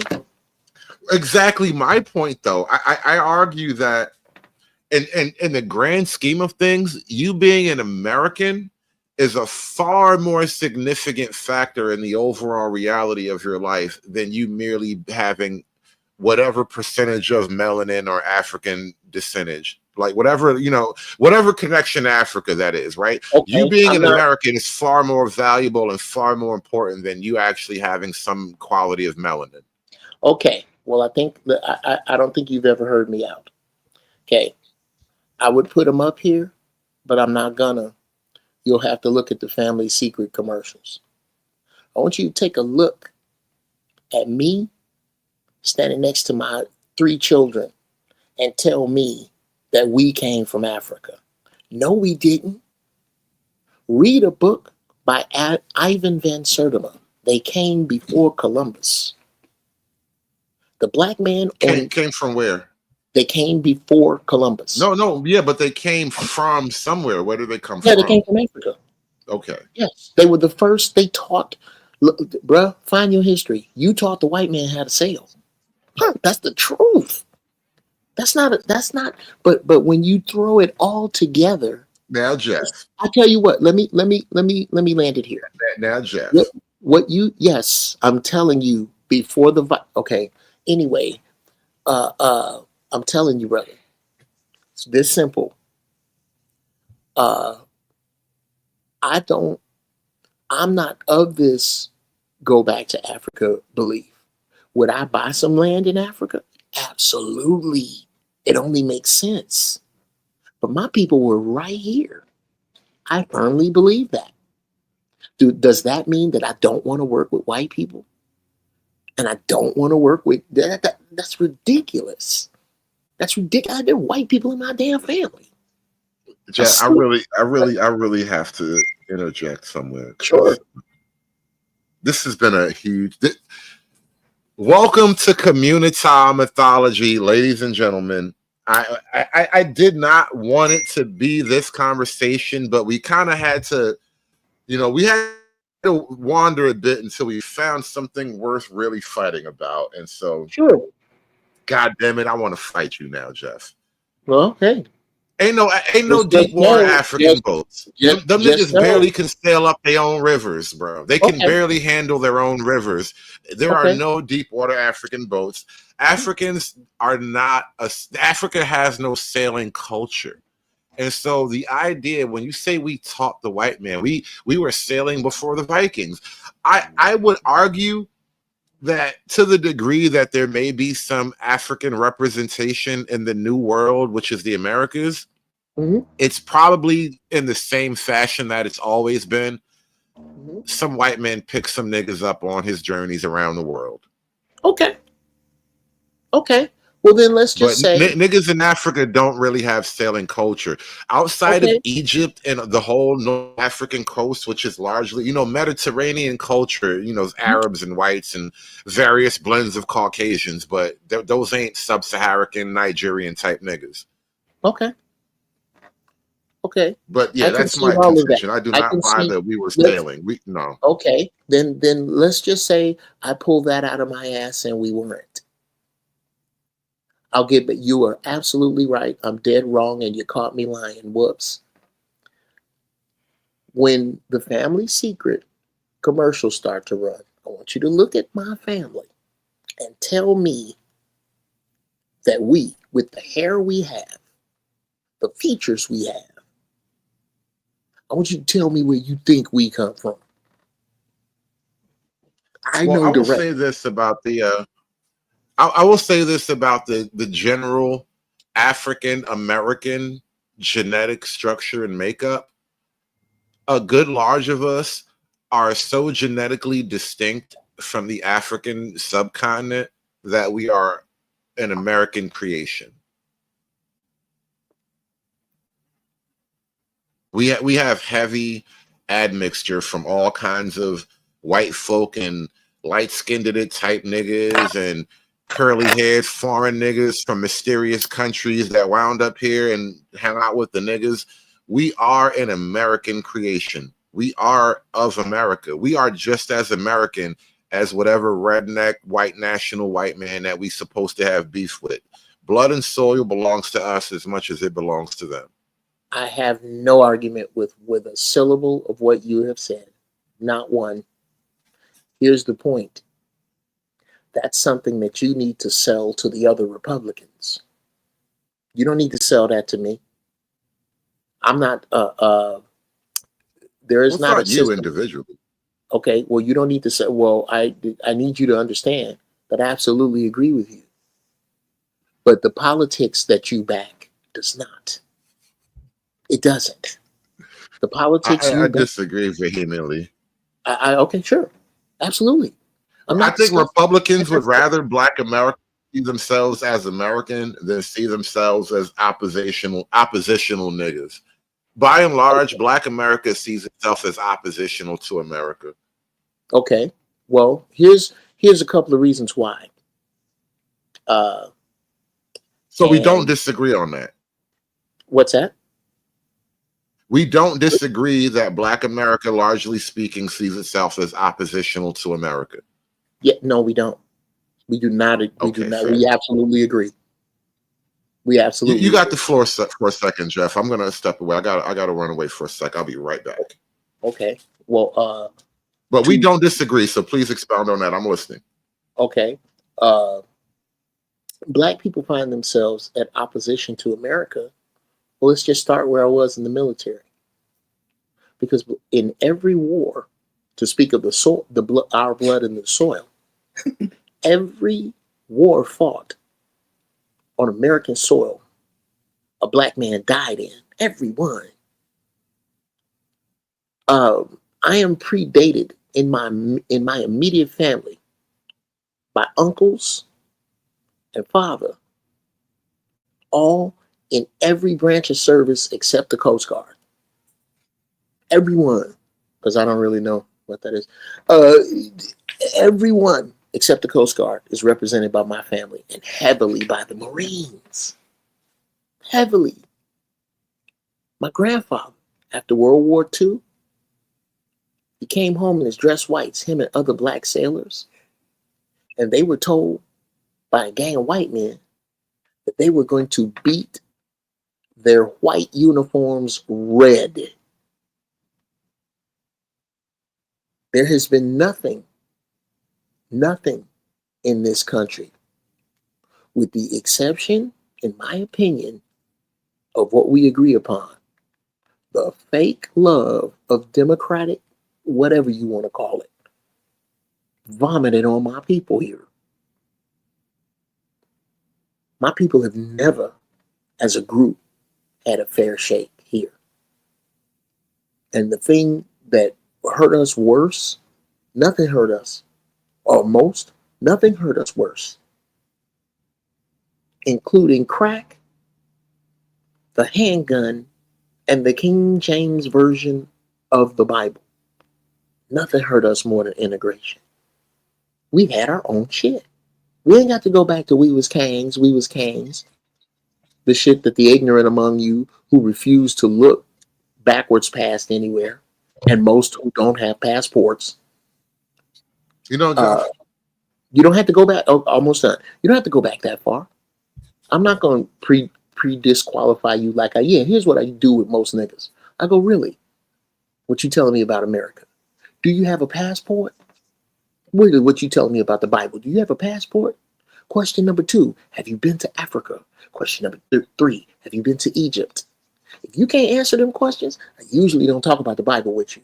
And I usually don't talk about black people with you, because you have not seen real greatness yet, especially if you don't have a passport. So I don't hype up Africa. I'm not trying to go back. There are many things you and I agree upon, Hoodservative. It's just this concept that you are somehow standing with friends. That's what I disagree with. Well, friends is a little bit too comfortable of a word. Like, you know, friends are the people that listen to the show regularly, and some of them have, you know, they donate to the cause, right? I would use friends in that sense, in that context, but what you're saying, that's not what I'm talking about. Okay. So, like, when I say Black Americans are genetically distinct from Africans at this point, because we've just had side-by-side admixture with, you know, white America and others for that matter for a long time. Mm-hmm. That's not a friendship. That's a family ship. Okay. You're for all, you know, for all of its ugliness, for all the warts and the blemishes, mm-hmm. Black Americans are American, and that makes white America something like a relative in this context. And much like earlier you said, you know, you don't always love your relatives. Sometimes your relatives are shit. But here's the problem. When shit hits the fan, it really will be us and them. And so, for example, like earlier on the panel, I kind of brought this up in a clumsy way, and there's too many people talking for me to really have the floor like I do now. But I was talking about Black America and diversity, and like right now, Trump is cracking down in DC, but he's been cracking down on immigration and such for a long time. So, removing all the foreigners out of the country, whatever race, you know, you can Latino, Arab, African, whatever, removing all those people are better. It makes a better environment for the native stock of America, which is them white folk and us.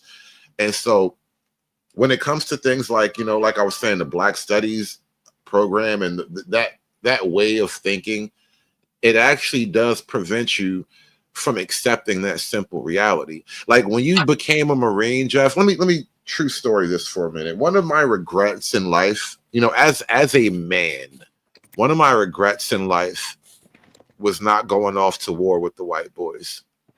And I watched them go to war.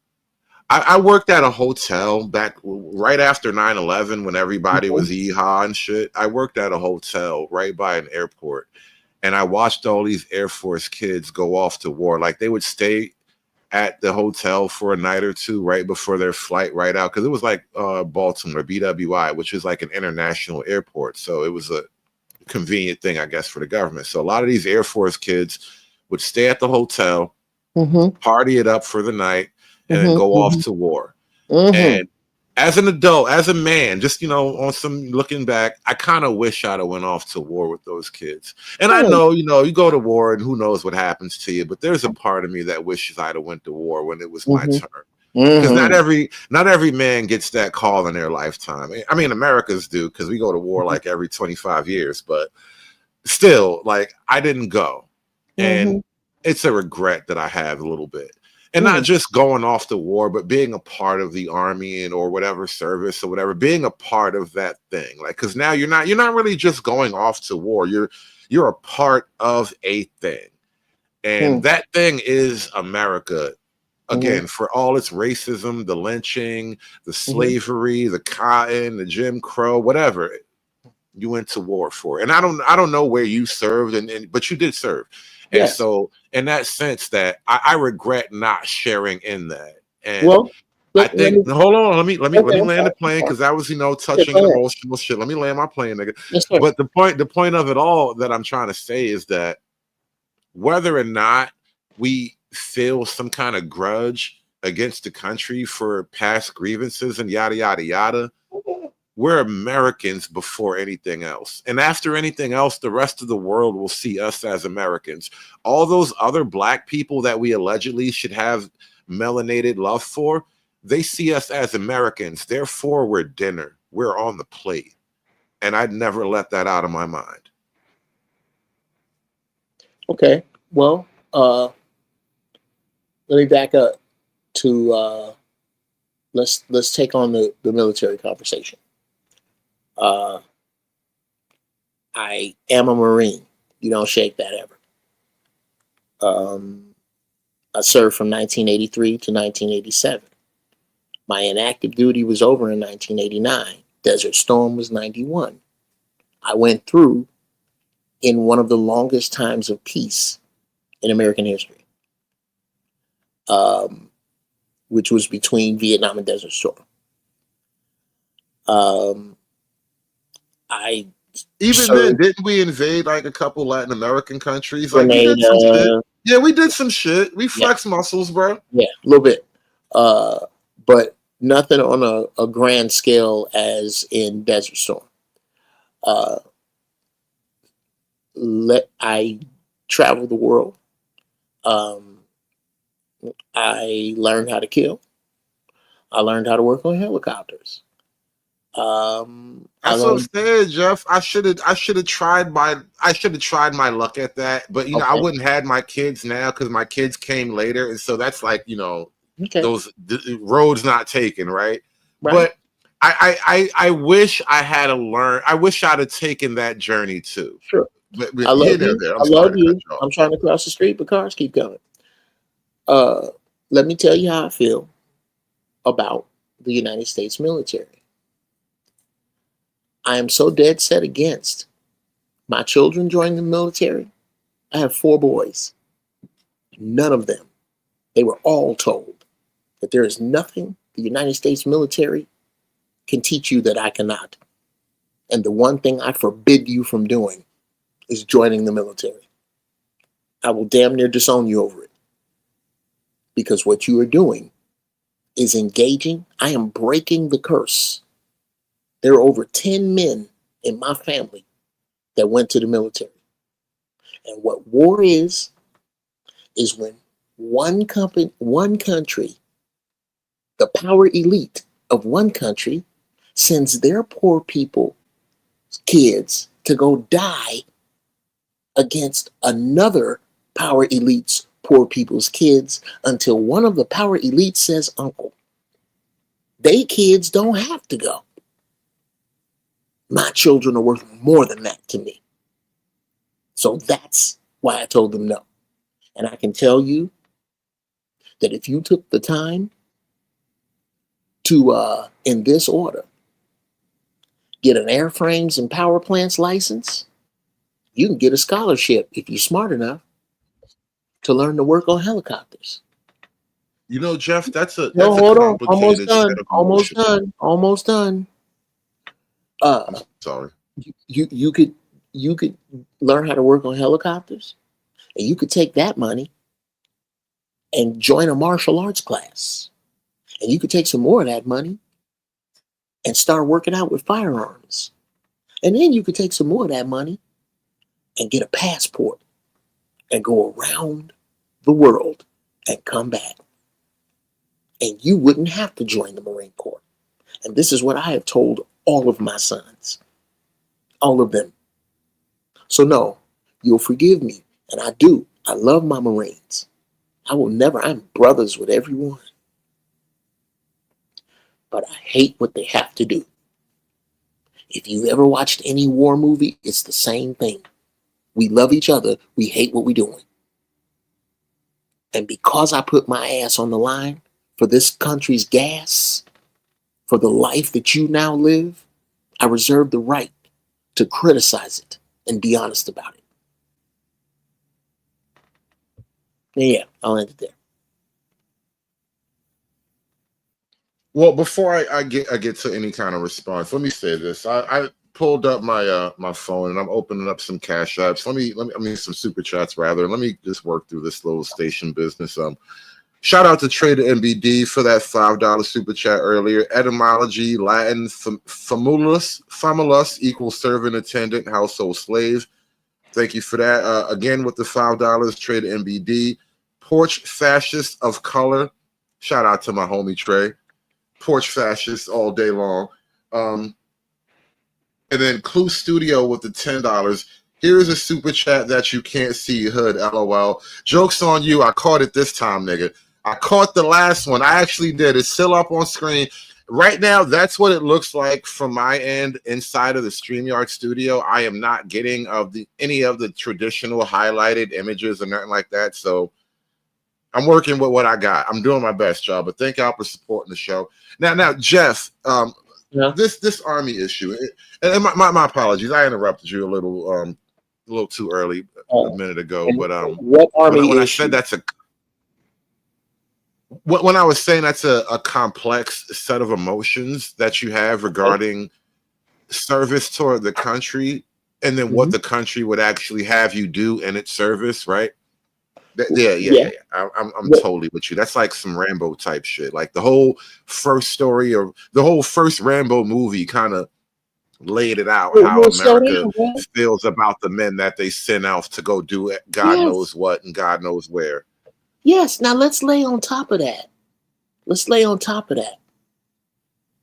The policies of how black soldiers were treated in World War II. How they were treated when they got back.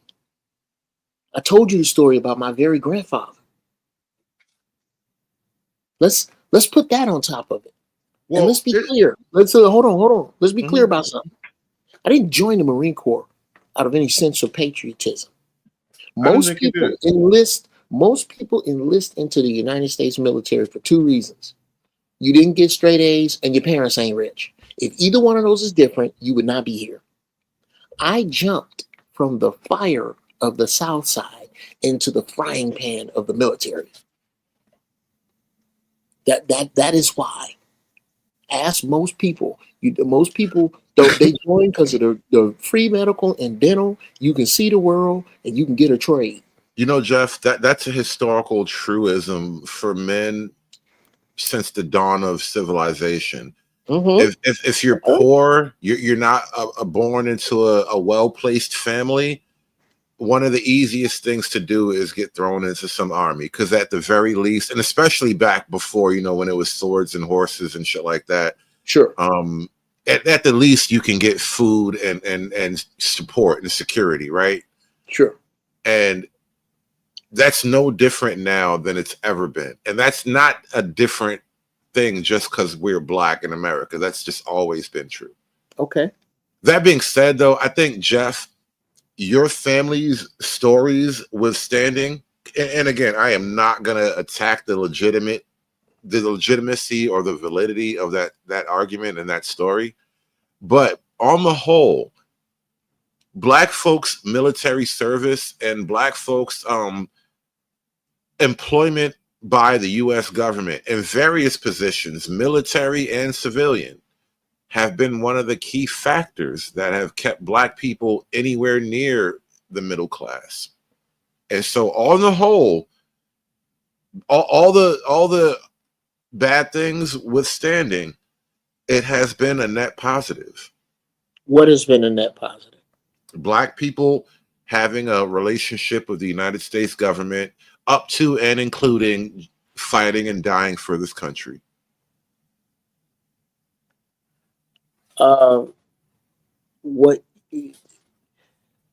Here's my problem with that. Okay. That makes a lot of sense when you measure progress by the first Black this and the first Black that and the first Black this. Okay.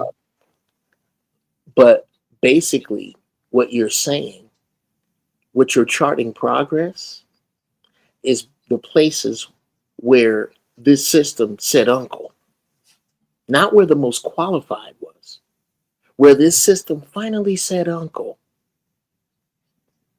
So what you can't say is what the people who didn't get a chance would have done. I don't chart progress by that. I'm never impressed by the first Black anything. As a matter of fact, I have one of those honors. Do you remember a television show called Star Search? I do. I was there's only 2 Black comedians ever to win everything. They are Michael Collier and me. I know that name, Michael Collier. Michael Collier, Venice Beach comedian. Look him up. Freaking hysterical. Michael Collier. I know that name. I bet if I saw him, I could recognize him. But yeah, I know his name. Look him up. Anyway, do you think I was the first dude funny enough to win? Right. That would mean Sinbad wasn't funny enough to win. That would mean Martin wasn't funny enough to win. Bruh. It was just that I happened to do incredibly squeaky clean stand-up Cosby style comedy. That's what happened. That's one of the reasons I won. Is because my shit was sharp written, very clever, and squeaky clean. At that time. It had nothing to do. Bruh, I don't chart progress that way. In order to see what you're saying, I'd have to do so. So I disagree. What we have to be is what are you saying? And not enough. I'm saying. I mean, tell me that, because I said, "What are you saying?" But all right. So I get you disagree with how you say I chart progress, but at the same time, what is wrong with the position that I take that on the whole, this is better for? Because look. And I was making this argument to my son. I'm talking to my young son. He's 11 years old. He's on the cusp of all the things that matter in life, right? He's still a boy. Still a boy, right? Listen. Just today, bro, I had a big day today, man. I dropped my daughter off at college today, man. It's a long day. Oh, congratulations! Like we were talking earlier. I was driving back from all that stuff, so yeah. Got kids on the way, right? Kids on their way to adulthood and whatnot, Okay. but. I'm explaining to my son earlier, right? All things considered, don't get caught up in complaining about slavery, this, that, and the third. Because listen, if not for slavery, you would not be here right now as an American citizen in the greatest country in the history of the world. Like, you have to literally go back into mythology to Atlantis to find a nation as strong, powerful, robust, as respected as America. And being an American, like I said, America before Black, being an American, it means something. And everybody in the world is fighting to come here so bad that they would rather come here until they crush the country than, you know, stay home and build their own shit. But that's just how great America is. Everybody wants to be here. And so it's better that you are here now than you be born in Africa right now. And slavery was just sort of the weird kind of historical price we had to pay for all that. And so my point being in mentioning that sort of thing is that, again, tying it back to stuff like Black studies and whatnot, I think that we spend way too much time as Black Americans looking way too far back in the past for reasons to be unhappy, as opposed to looking forward toward the future for reasons to, you know, be successful and thrive and be as good as anybody else than we think is, you know, oppressing us or is better than or whatever, you know. Yeah, and I fully agree with you for the people who fit that particular description. I hopefully, and I apologize if I have, I do not. I also come from a family of overachievers. My sons, I expect the very best from them. I don't know if anything has ever led you to believe anything other. And yeah, maybe you should Google me when you get a chance, bro. I had to Google you just a while ago to look your channel up. So yeah, I knew relatively of you anyway, because, you know, you're not exactly a secretive guy, right? You've been around, you've been on TV once or twice. I'm pretty sure you've written for people who've been around and all that kind of stuff. So it's not that I'm completely unfamiliar with you. Okay. I just don't know all that much about you. Well, let me be very clear. Other than the Marine Corps, I have a Chicago high school public education from the 80s and Mythbusters. That's all I'm working with. Everything I've ever got, everything I've ever accomplished, I had to get from the mud, bro. And nobody gave me shit. I want to rock that in just a second. Have you ever seen this? The Newsroom, written by Aaron Sorkin. It's a brilliant show. I don't know what this is. Oh, okay, then yeah. This, you shut up, Jeff. Let's play this. You ready? Let's move on to the next question. Go ahead. Hi, my name is Jenny. I'm a sophomore, and this is for all three of you. Can you say in one sentence or less what? You know what I mean. Can you say why America is the greatest country in the world? Diversity and opportunity. Lewis? Freedom and freedom. So let's keep it that way. Will? The New York Jets. No, I'm going to hold you to an answer on that. What makes America the greatest country in the world? Well, Lewis and Sharon said it. Diversity and opportunity and freedom and freedom.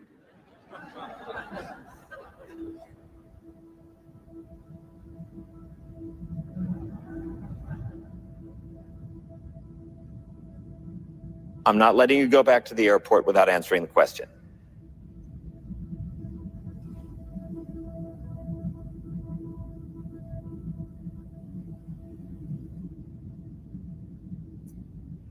Well, our Constitution is a masterpiece. James Madison was a genius. The Declaration of Independence is, for me, the single greatest piece of American writing. You don't look satisfied. One's a set of laws and the other's a declaration of war. I want a human moment from you. What about the people? Why is America not the greatest country in the world, Professor? That's my answer. You're saying yes. Let's talk about fine. Sharon, the NEA is a loser. Yeah, it accounts for a penny out of her paycheck, but he gets to hit you with it anytime he wants. It doesn't cost money. It costs votes. It costs airtime and column inches. You know why people don't like liberals? Because they lose. If liberals are so fucking smart, how come they lose so goddamn always? Hey. And with a straight face, you're going to tell students that America is so star-spangled awesome that we're the only ones in the world who have freedom? Canada has freedom. Japan has freedom. The UK, France, Italy, Germany, Spain, Australia, Belgium has freedom. So 207 sovereign states in the world, like 180 of them have freedom. All right. And yet you, sorority girl, just in case you accidentally wander into a voting booth one day, there's some things you should know. And one of them is, there is absolutely no evidence to support the statement that we're the greatest country in the world. We're 7th in literacy, 27th in math, 22nd in science, 49th in life expectancy, 178th in infant mortality, 3rd in median household income, number 4 in labor force, and number 4 in exports. We lead the world in only 3 categories: number of incarcerated citizens per capita, number of adults who believe angels are real, and defense spending, where we spend more than the next 26 countries combined, 25 of whom are allies. Now, none of this is the fault of a 20-year-old college student, but you nonetheless are, without a doubt, a member of the worst generation ever. So when you ask what makes us the greatest country in the world, I don't know what the fuck you're talking about. Yosemite? Okay. So, I so hate that guy. I really do. Not even him as a person, just him as a character from that show. I just really hate that guy. I almost do hate him as a person, but I'm not gonna do that because he's such a liberal piece of shit. That whole speech was just liberal bullshit. I've watched that clip before. Well then let's break down what he was wrong about.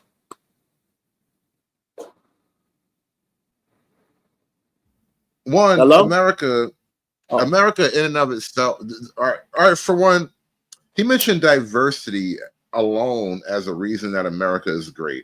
Right now, America is choking to the point of vomit on its diversity. So no, it's not diversity alone. No.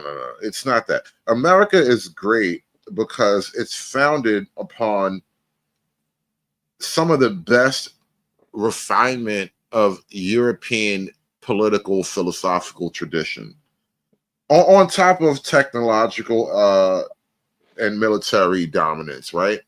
So we have a better system. Okay, wait a minute. Slow down. I gotta ask, bro, and I'm really not.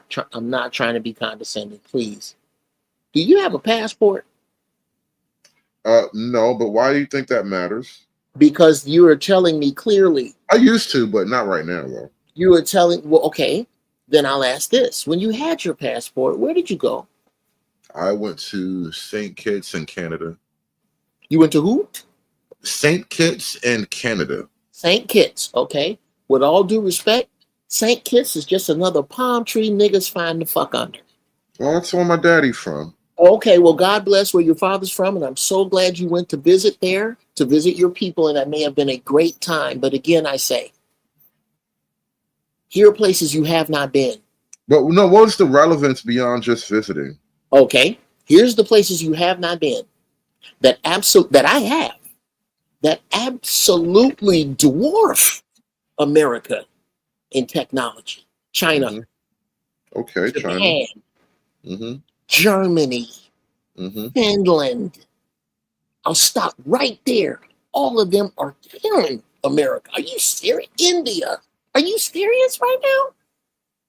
Brother, Well, I don't know. No, I'll tell you Hold what. on a second. Hold on I a need you second. to qualify. Okay, I'll say this, I'll land the plane. Let's just get away from what Jeff Daniels, the actor, was wrong about.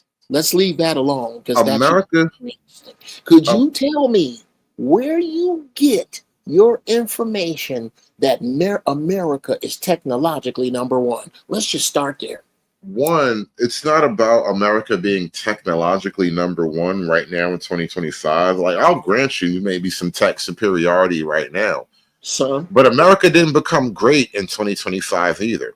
And so the question of America's greatness it's not anywhere near revolving around who's great right now in 2025. It's how did America become great in the first place? And all of the things that I mentioned are the reason why America became great. And it was because of America's greatness, it gave the world peace and stability, enough of which that they can become technologically competent and competitive and eventually overtake America. Like Japan, for example, we nuked them. We could have crushed them out of existence. We allowed them to regain their dignity and their greatness. because we're great enough to allow that. I see. I take it then you could not possibly. You've seen the movie Oppenheimer. Have you done any research on World War II at all? Well, I wouldn't consider Oppenheimer World War II research, but no, I haven't seen Oppenheimer. And yes, I'm familiar with a lot of World War II history. Okay. I don't know everything about everything, because who does? I think I didn't know. I don't know everything about it. And I don't think anybody knows everything. But I strongly suggest that you look into America's involvement with World War II. Okay. It doesn't change my point about what we did to Japan. It would absolutely change your opinion. We didn't nuke them twice. You're thinking okay, let me be clear. We didn't make them bend the knee, and then we didn't allow them to return to a great functioning status. That's all I said. Okay. I need you to no, that's not all you said. Or here's what you implied to me. And I need this to be clear.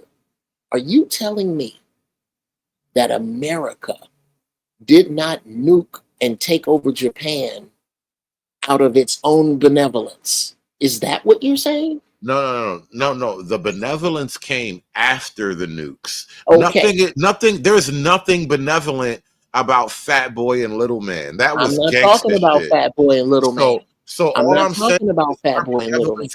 You can't even be benevolent until you kick somebody down until they No. can't. No. That's when benevolence matters. Benevolence doesn't mean anything when you can fight back. Benevolence means everything when I have the power to end you. And that's why I believe we are benevolent in that way. I know. And on the surface, that's wonderful and makes perfect sense. What I'm asking you, and I'm going to ask again, is it your opinion that America did not drop a third, fourth, and fifth nuclear bomb and make Japan the 52nd state because of its benevolence? Is that what you're saying? I don't know about 3, 4, and 5, but yeah, we were benevolent. Yes, very incredibly. Okay. Again, let me agree with you, because that doesn't answer my question. I absolutely agree with you that we were benevolent. You missed it. I'll ask again. Do you think that the reason that America did not make Japan the 52nd state and nuke it clean first was out of America's benevolence? Not was it benevolent. Not was it benevolent. Is that why they did it?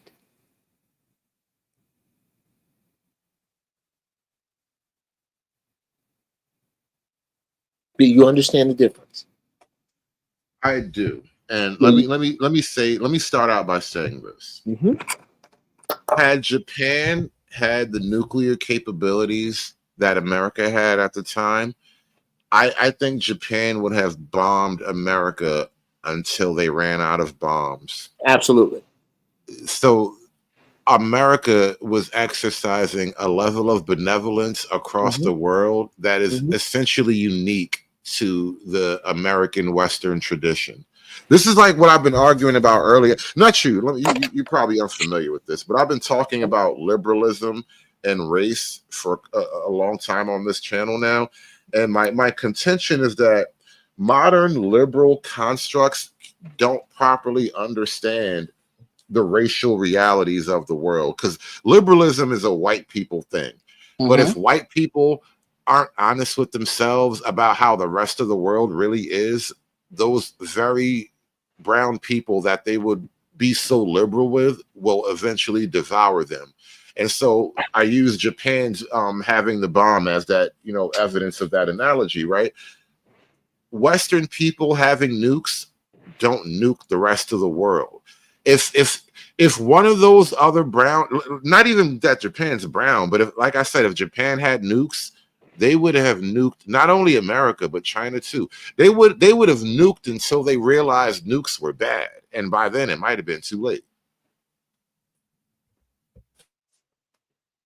Okay.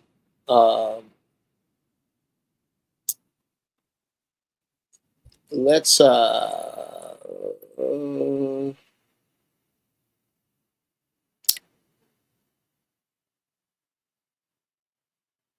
I think and again, I'm gonna let you do your own homework and we can talk about this later. I mean, because there's a pile. Just do your homework.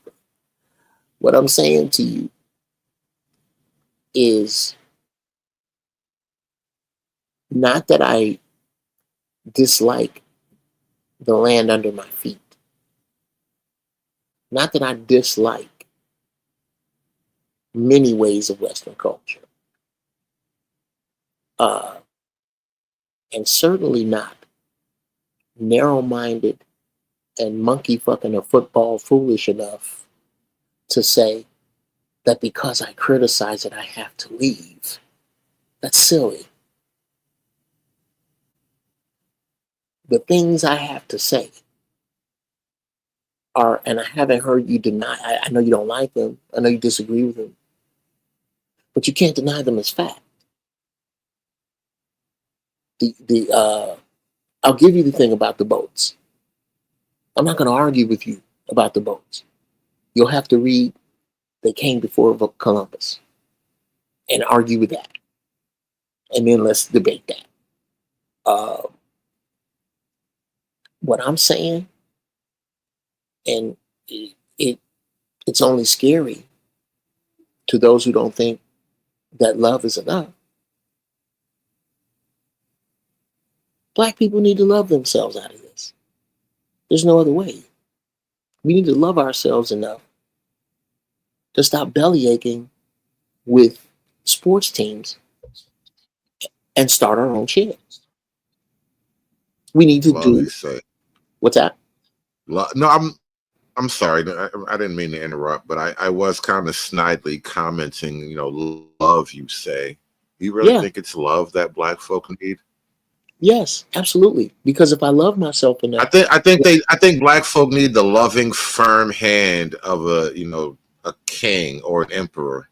Jeff, earlier you mentioned being the emperor. What would you do if you were the emperor of Black folk? What would you do as the niggas emperor, Jeff? How would you fix niggas if you was the emperor? How much power do I have? Do I have the power? You're the fucking emperor, bro. Okay. But how much power does an emperor have? Is that a rhetorical question? Okay. No. You said I was the emperor of Black people. If I'm the emperor of Black people, then I have a question. Does that give me access to the United States military? Yes and no. Okay. Only as it applies to your administering discipline and order over the Black population of America. That's all you are not given any kind of diplomatic relations with America's allies. You are not a sovereign nation whatsoever. You know how Native Americans are a nation within a nation? You're something like that, right? So you are the king of niggas. Niggas are relatively spread out as they were, but you have some kind of Gestapo-like power to go where you need to be. Absolutely. Beautiful. Okay. Number one, all gang members, all of you who consider yourselves gang members, effective immediately. The next time that a Black man is guilty of murdering another Black man, we gonna see to it that everybody involved be the reason that somebody's sausage tastes funny. And I will, if you are guilty of, that sounds like a punishment on the innocent, bro. Like, why would you feed me that? No. What do you mean a punishment on the innocent? Why would this sausage taste funny? I don't know what that means, but it sounds bad. Oh, that's hilarious. The punishment. Because they're gonna be ground up in somebody's sausage. Yeah, like why would you do that to me though? I don't care what you did to him, but you did that to me though. That's crazy. Okay. Yes. Number two. We would have a place called Funky Town, and if you if you're guilty of neglecting your kids, If you are a habitual drug user, if you habitually steal, you will be banished for certain periods of time to be determined later to Funky Town. You over there. Over in Funky Town, school is mandatory. Whatever grade you are in, you're going to have to go to school. If you miss school even one day, you and your parent will be subject to hard labor, whatever it is we can find that you don't like. We're almost there now, Jeff. There are people talking about doing that kind of thing where, like, if a kid gets arrested doing certain shit, they're gonna come at the parents legally now. Okay. Yeah. We're on the path, though. We're on the path. Hold on. I need you to make a list of all the stuff I'm saying that you don't like. Hold on. I agree with everything so far. I'm not disagreeing with anything. Okay, great. Okay. How about this one? All pedophiles and all men who rape women, once you are found guilty, you will be put to death immediately and in front of everybody. All men, all domestic violence abusers, if you put your hands on a woman, you're going to have to face as many mixed martial artists as it takes in a row to whoop your ass.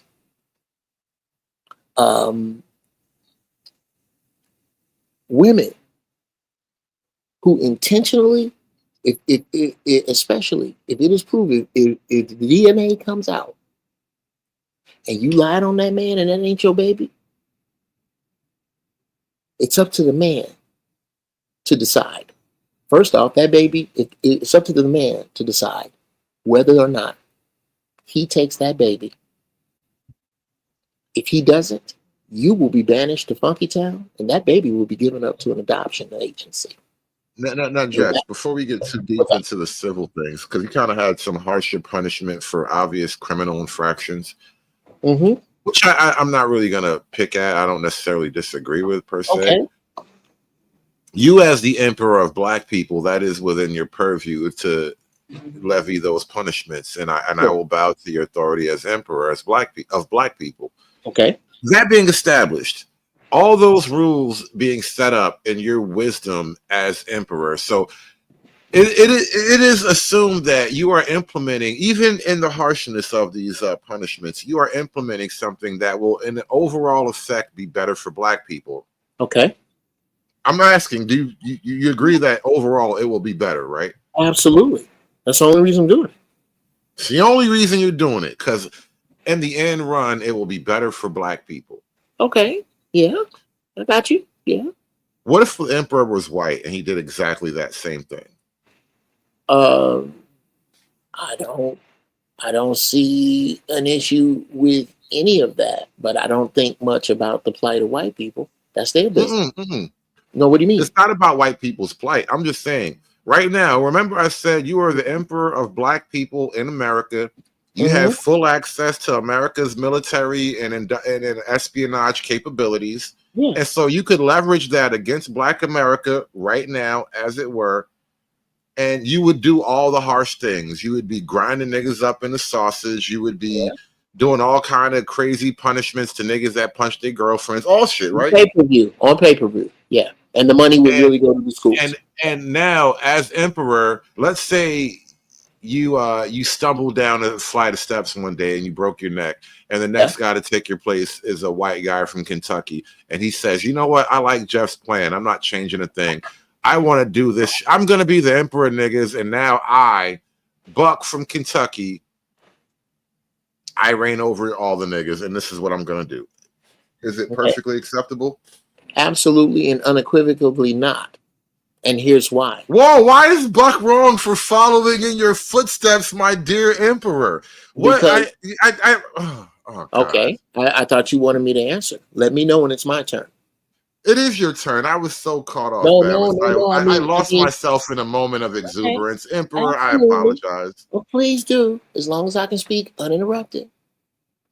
I don't feel that the emperor of any people should be outside of those people, because he is absent of a particular empathy. And in order for Buck to do this, he will have high hurdled dozens of capable brothers.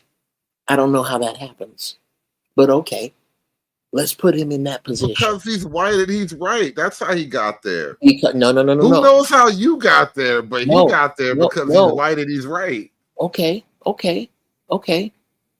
He's there. I don't expect, but then again, that would be great. That might be great for some black people. Those are the black people who get really, really excited when white people can dance like they dance. When white people hijack their culture, it makes them happy. Those people might not have a problem with it. I do. Because I'm older than Reza Islam. But why would you have a problem with him doing exactly what you would do out of love? Here's why. Because I'm older than Reza Islam. And somehow he got past him. Because I'm older than Brother Ben X. Somehow he got past him. Because I'm older than Brother Nuri Muhammad. And somehow he got past him. Because I'm older than Zoe Williams. And somehow he got past him. And I got to ask myself, how did my people, with all these wise brothers younger than me, obviously around me and in my cabinet, how did Buck make it there? My people have abjectly failed if that happens. I mean, it might be possible that black folk have failed in some way, and that's what led to Buck's ultimate, Well, sure. Then I'm done. Then I'm dead already. There's nothing I can do. I mean, it's not even about you, so fine, right? You're dead already, and there's nothing you could have done.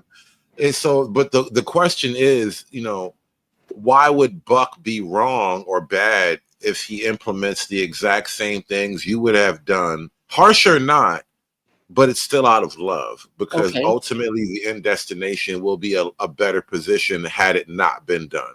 Because Buck doesn't look like me. It's merely on the look. It's because Buck's a real nigga though. Like I don't think you understand. Like, what if Buck, ironically or not, what if Buck is the last real nigga left? None of these niggas have motion except for me. There has to be one real nigga left in America, in this damn country.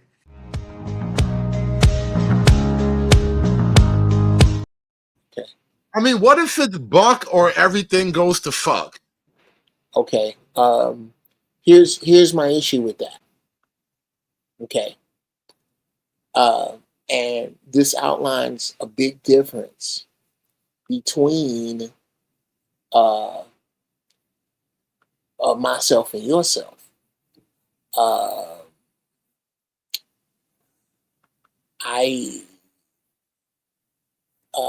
Let's see if I can bring it up here. Okay. Damn it. Hold on just a second. You're not gonna let me do that? Okay. Then I need to go back to this. Hold on just a second, bro. I'm sorry. I think that's, yeah, that one's good enough. Let's see. Something you want to share with the audience? Yeah, I'm trying to get it up. I almost got it. Sometimes Hold it on. takes me a minute. I got you. You know what I'm saying? I'm not so young either. And then I'm gonna have to break out like the chicken pox in a minute. Yeah, no, I was just thinking that I've held you for 2.5 hours, and that's way too much time to be generous. Dude, this has been. Think about it. So many people, for whatever reason, you get this. Okay, yeah, that's big. There you go. That's big enough. And then I can do that. But no, I appreciate having you up there so we can kind of roll around and go from topic to topic, especially talking about this black stuff, because it's not a position of like any type of weird hatred, because they accuse coons like myself of self-hatred and all that, and this isn't self-hatred. This is Tesseract love, brother. Okay, sure. Okay, now could you do me a favor? Could you play? No, oh, okay. I guess we could do it like that. Let's do this first. Well, Now, if you're not ready, you let me know. But if you want me to play no, something, I'll play it whenever. no. Bring that up. Bring back that picture. Now, take that down and play what you just played.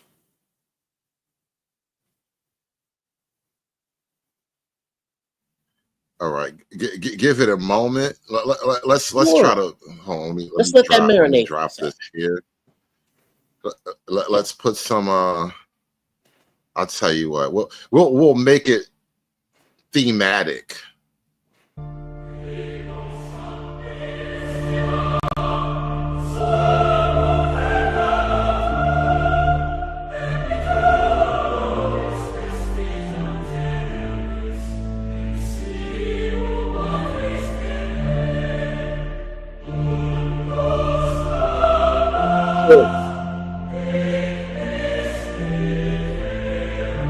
I got shocking images too. I got historical pictures too. I'm a nigga too. This is how it is. This is the new nigga None shit. of these niggas have motion except for me. There has to be one real nigga left in America, in this damn country.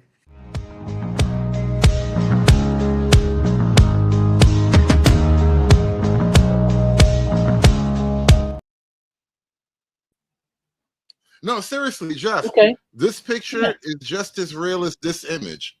Yeah. Okay. Well, here's my reason for bringing it up. Same, Jeff. Absolutely. Same. Yes. America is an interesting country, and I would rather be black here than an African or any other person. I would rather be a black American than a fucking Russian. I would rather be black American than a white Brit. I would rather be black American than a fucking Frenchman, an Irishman, any of those other white people. This is the best thing. That shit happens. Listen. You know what, Jeff? Here's the real truth. People get done dirty everywhere, all around the world. You ain't special because you black.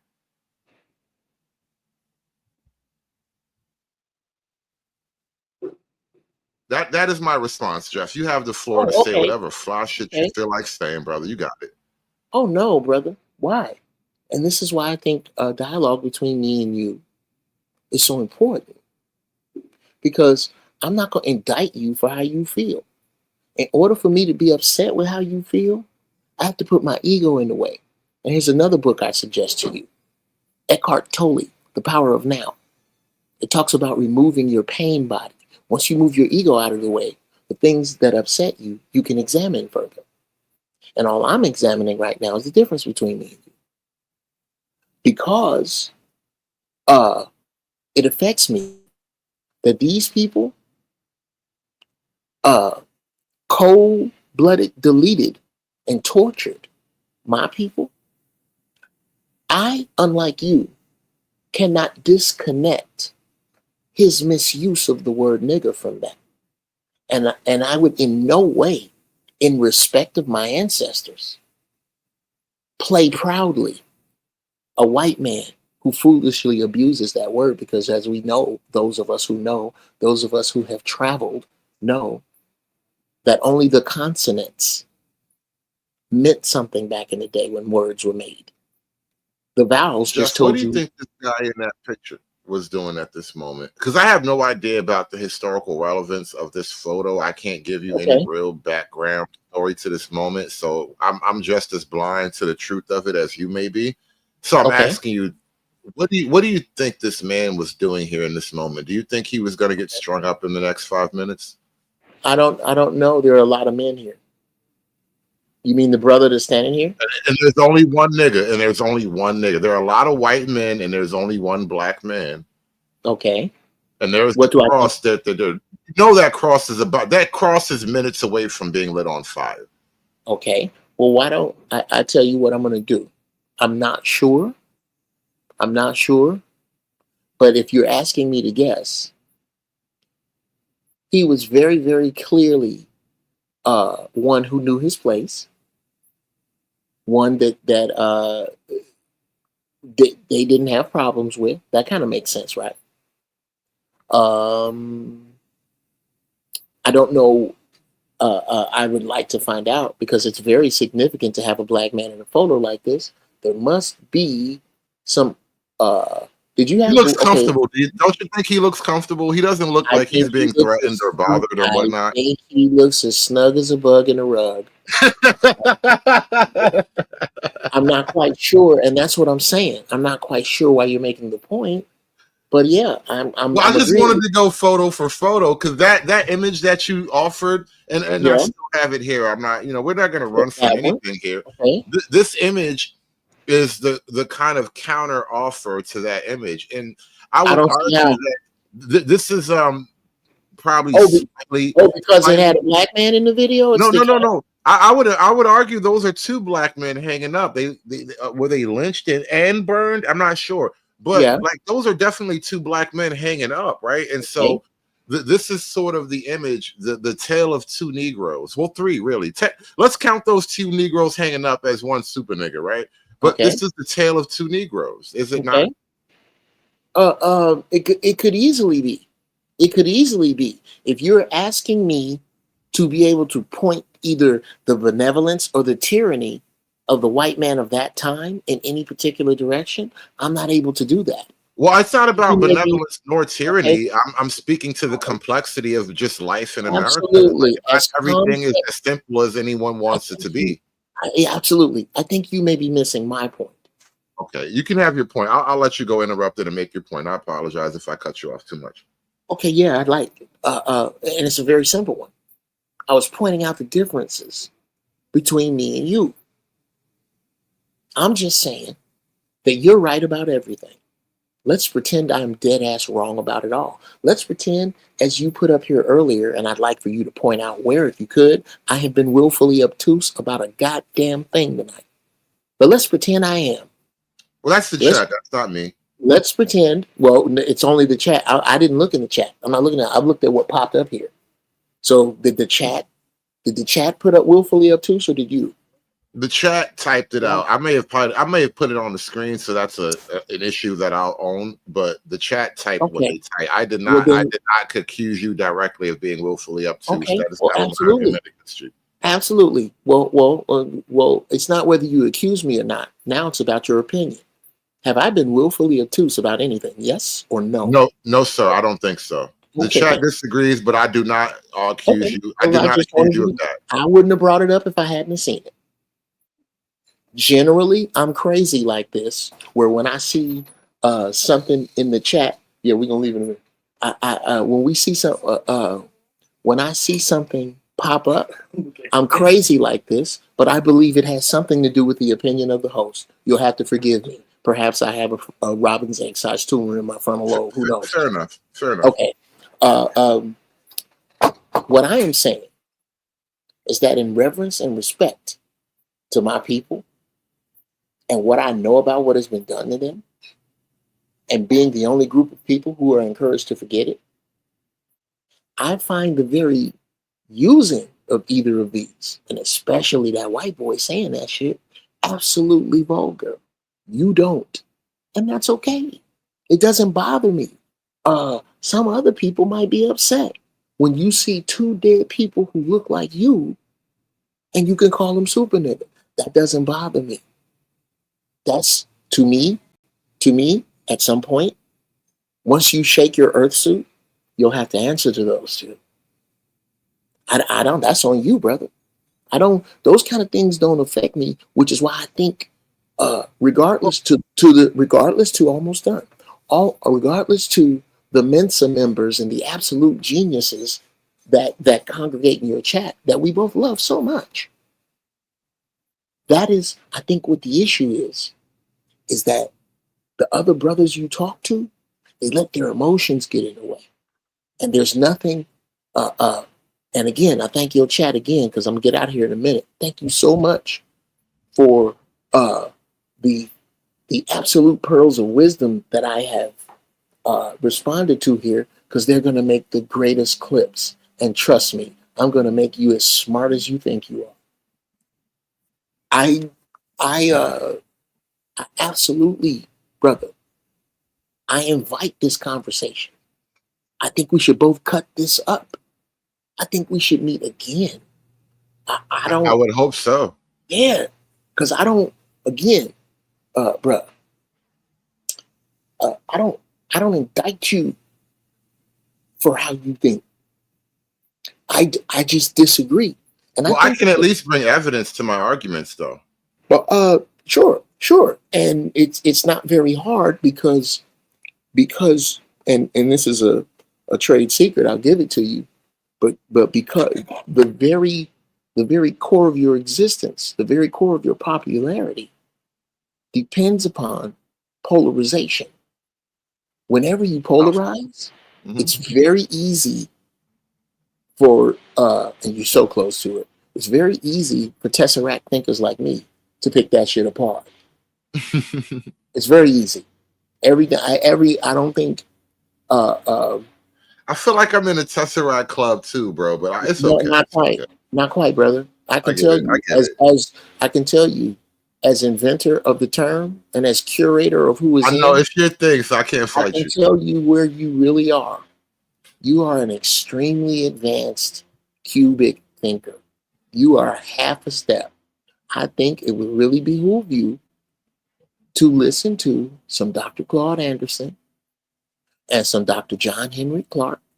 Just start with the one movie of Dr. John Henry Clark, A Long and Mighty Walk. I'll show you a link, and just listen to it, bro.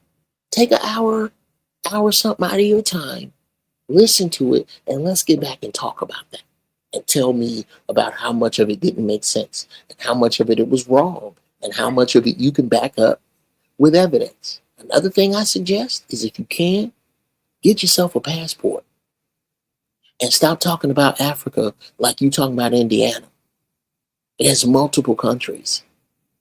Every other continent needs Africa. Africa don't need shit. Need Africa for what? Minerals? No, cobalt. We need Africa for minerals, but we don't necessarily need Africans. I mean, you know, if all the Africans disappeared, you can still get the minerals. Okay, sure. And there are people who don't look like you who are working on that very schedule. I don't disagree with that. There are Afrikaners who would absolutely agree with you. There are the Dutch who would agree with you, the Chinese. There are very few people who love us, who look like you, who would ever even infer that somebody looked like me just be removed. Some of us don't even think that way. I didn't infer that we should, but I made the point that Africans per se, if cobalt was so important to Africans, they would be having their own industries that were around the use of cobalt. But at this point, the Africans are essentially mining equipment. And so that's literally the Africans' relationship to these precious metals that they're talking about. They're the equipment that they're using to mine the metals. Hold on a second. Have you done any research on cobalt mining in Africa? Any? Are you? I just need to know. I know that they're using child slaves to pick it out the ground. Hold on a second. This stinks a little because it smells kind of like you're pulling it out of your ass. I'm asking you a direct question. Listen. I am not an expert on cobalt mining. I'm not but asking. I do know that it's also a part of the. I do know that they're using what's called child slavery to get it done. Brother, that's one of the charges against the African continent. That's one of the charges against this whole liberal thing, is that we're using some form of modern neo-slavery to have iPads and iPhones and all this nice technology.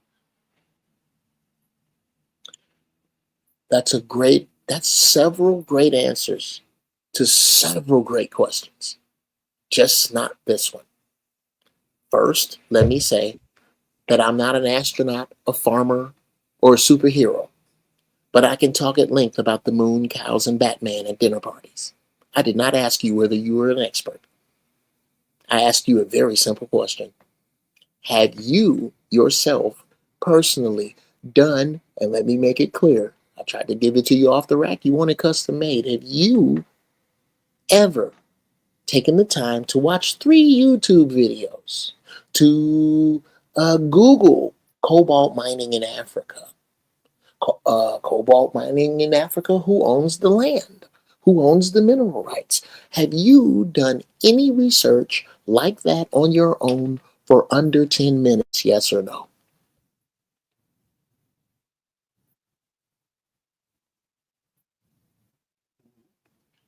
I think I lost you for a second, but again, I will Okay. say no. I haven't actually Okay. watched So can we? much. I've only had Okay. Can you 3 stop right level there for a second? exposure. Can you stop right there, please, just for a second? I would like it if you could take 10, 20 minutes, maybe even, if you're so inclined, an hour, another hour of your time, and let's meet back here and talk about cobalt. I won't discuss it with you right now. Talk about cobalt mining in Africa. Let's just talk about that after you do a little research. I tell you what, Jeff, and I know you got to get out of here, and I guess that it'll be a great point. You can leave me with some homework to do, and we'll end on that point there. We kind of left off the topic of any one particular debate, and we just sort of rolled around having discussions about this and We're that and senseis, third. bro. But We're senseis. We're it was all senseis, man. sort of. It was all around the topic of black things, and I would love to have you back at some other point to talk further about issues of blackness, because I know we come from completely like almost like alternate universes of thought here, but one charge I think you kind of threw around jokingly, and I want to like address it in my closer here. As much as we may come from different universes of thought, I do not, and I completely reject the idea that my positions are somehow anti-black or out of a position of somehow black hatred. Even my usage of clips that you may take offense to, where white people say things that may offend your universe of black sensibilities. Give a nigga a break. Give a nigga a break. How much more can I take? Give a nigga a break. None of these clips are used out of a sense of quote anti-blackness. One, I think they're funny as hell, and they're done with a particular comedic spirit. And then two, it's because I think, like we kind of alluded around this earlier on Sharon's panel, my issue isn't an issue of white supremacy in that sense. Like there is definitely a supremacy movement in this world, and it has nothing to do with white. And so when I use clips like that, when I take this sort of bold, new, forbidden approach to black race relations, it's because I think there's a bold new take that needs to be taken going forward, and black folk in America, at least, very much should be a part of that. But Jeff, I would like for you to have the closing word, and I'm going to wrap up briefly and close this down because it's getting late and I want to do other shit and go to sleep. My man. Let me clear up something. It sounded like you said that you don't seem, or you don't want to be seen as hating black people, and where there might be, well, it's out in the front. There may be some confusion as to why maybe people think that, and it could be the pain and anger and torture and barbarism connected to the way that the white man improperly uses the word nigger and has used it, and because of how his ancestors have used it. So in order for him to even utter it, and there's a white man in my family who's been married to my sister-in-law for 30 years. He refuses to use that word out of respect to that, because my wife's grandfather marched with Dr. King. He doesn't use that word. That white person has to high hurdle all of that and how some black people might feel in order to use it in a song, in order to make a song about it. And for you to play his video, you and he think it's okay. I don't. Do I Will I judge you or any of your illustrious, ingenious group of chat that I absolutely love and admire? Will I judge you for any of that? No. That's who you are right now. That's how you feel. It is impossible, brother. The reason some people get upset is because when they hear a white man use the word nigger, they think that that's about him and how he feels about me.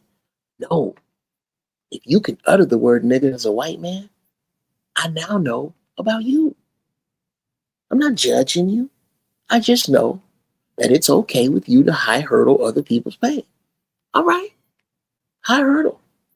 I'm not mad at it because I can recognize it. I can explain a lot more than I can excuse. That's Can what a you... nigga live? Can a nigga live? Please. Exactly. Exactly. Thank you for making my point. Every time you play it, I'm sorry. It was just it was right on time. It was right, it was actually kind of funny. But what I want you to understand, be heard. Yes, what I want you to understand is that his begging overrode Dr. King being spit on. It overrode Billie Holiday being basically tortured to death. It overrode Rosewood. And that's how you get out. I ain't mad at you. I just recognize you, man. Let's do this again. Shout out to Uncle Jeff, bro. I appreciate you so much for coming through. And you are a consummate professional and above all else, a good sport. And so I appreciate you being here. And like I said, I do it all. No, let me not say all. I do a large part of what I do with a spirit of being, funny to some degree because, and I was talking about this a while ago on my show, like, I believe that even if you want to expound on some obscure, deep philosophical point and yada, yada, yada, it helps that you are actually funny because, people want to be entertained. Like, I got a life too. I got a regular job and shit. I turn on my phone and I look at stuff because I want to be entertained. And so I try to entertain. And so I may shock and I may go extra. I've said shit on this show that I will not repeat, but again, because, I was in the moment. But that being said, like, I just, I say what I say, not because I'm trying to be some anti-black nigga, but, I just be trying to make jokes and be trying to be real at the same time. Understood. Nigga, please.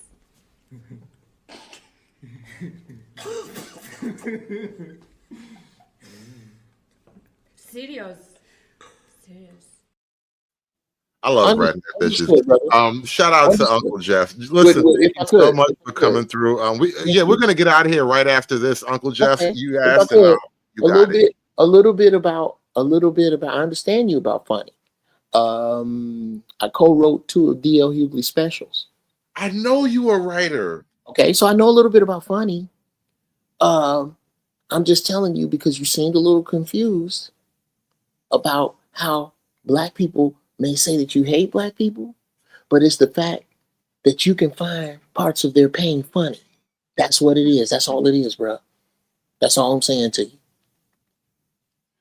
Thank you so much. Shout out to Uncle Jeff. I don't know how you became everybody uncle. Again, somebody got some explaining to do, and I'm gonna be asking questions and getting to the bottom of that shit. But Uncle Jeff, thank you so much for showing up today. Be good. Peace. Thank you. And shout out to Kevin Hart. Laugh at my pain. That's what we be doing up here. We be laughing at my pain.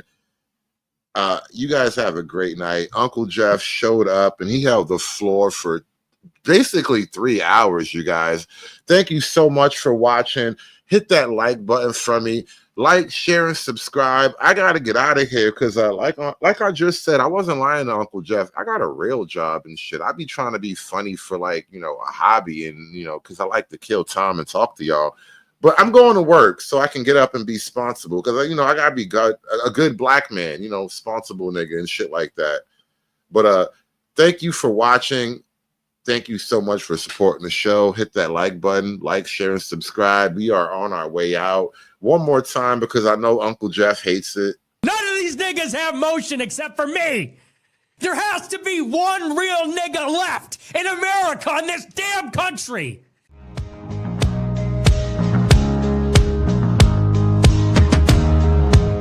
Give a nigga a break. Give a nigga a break. How much more can I take? Give a nigga a break. These blacks. It's done. It's done. It's done. It's done. It's done.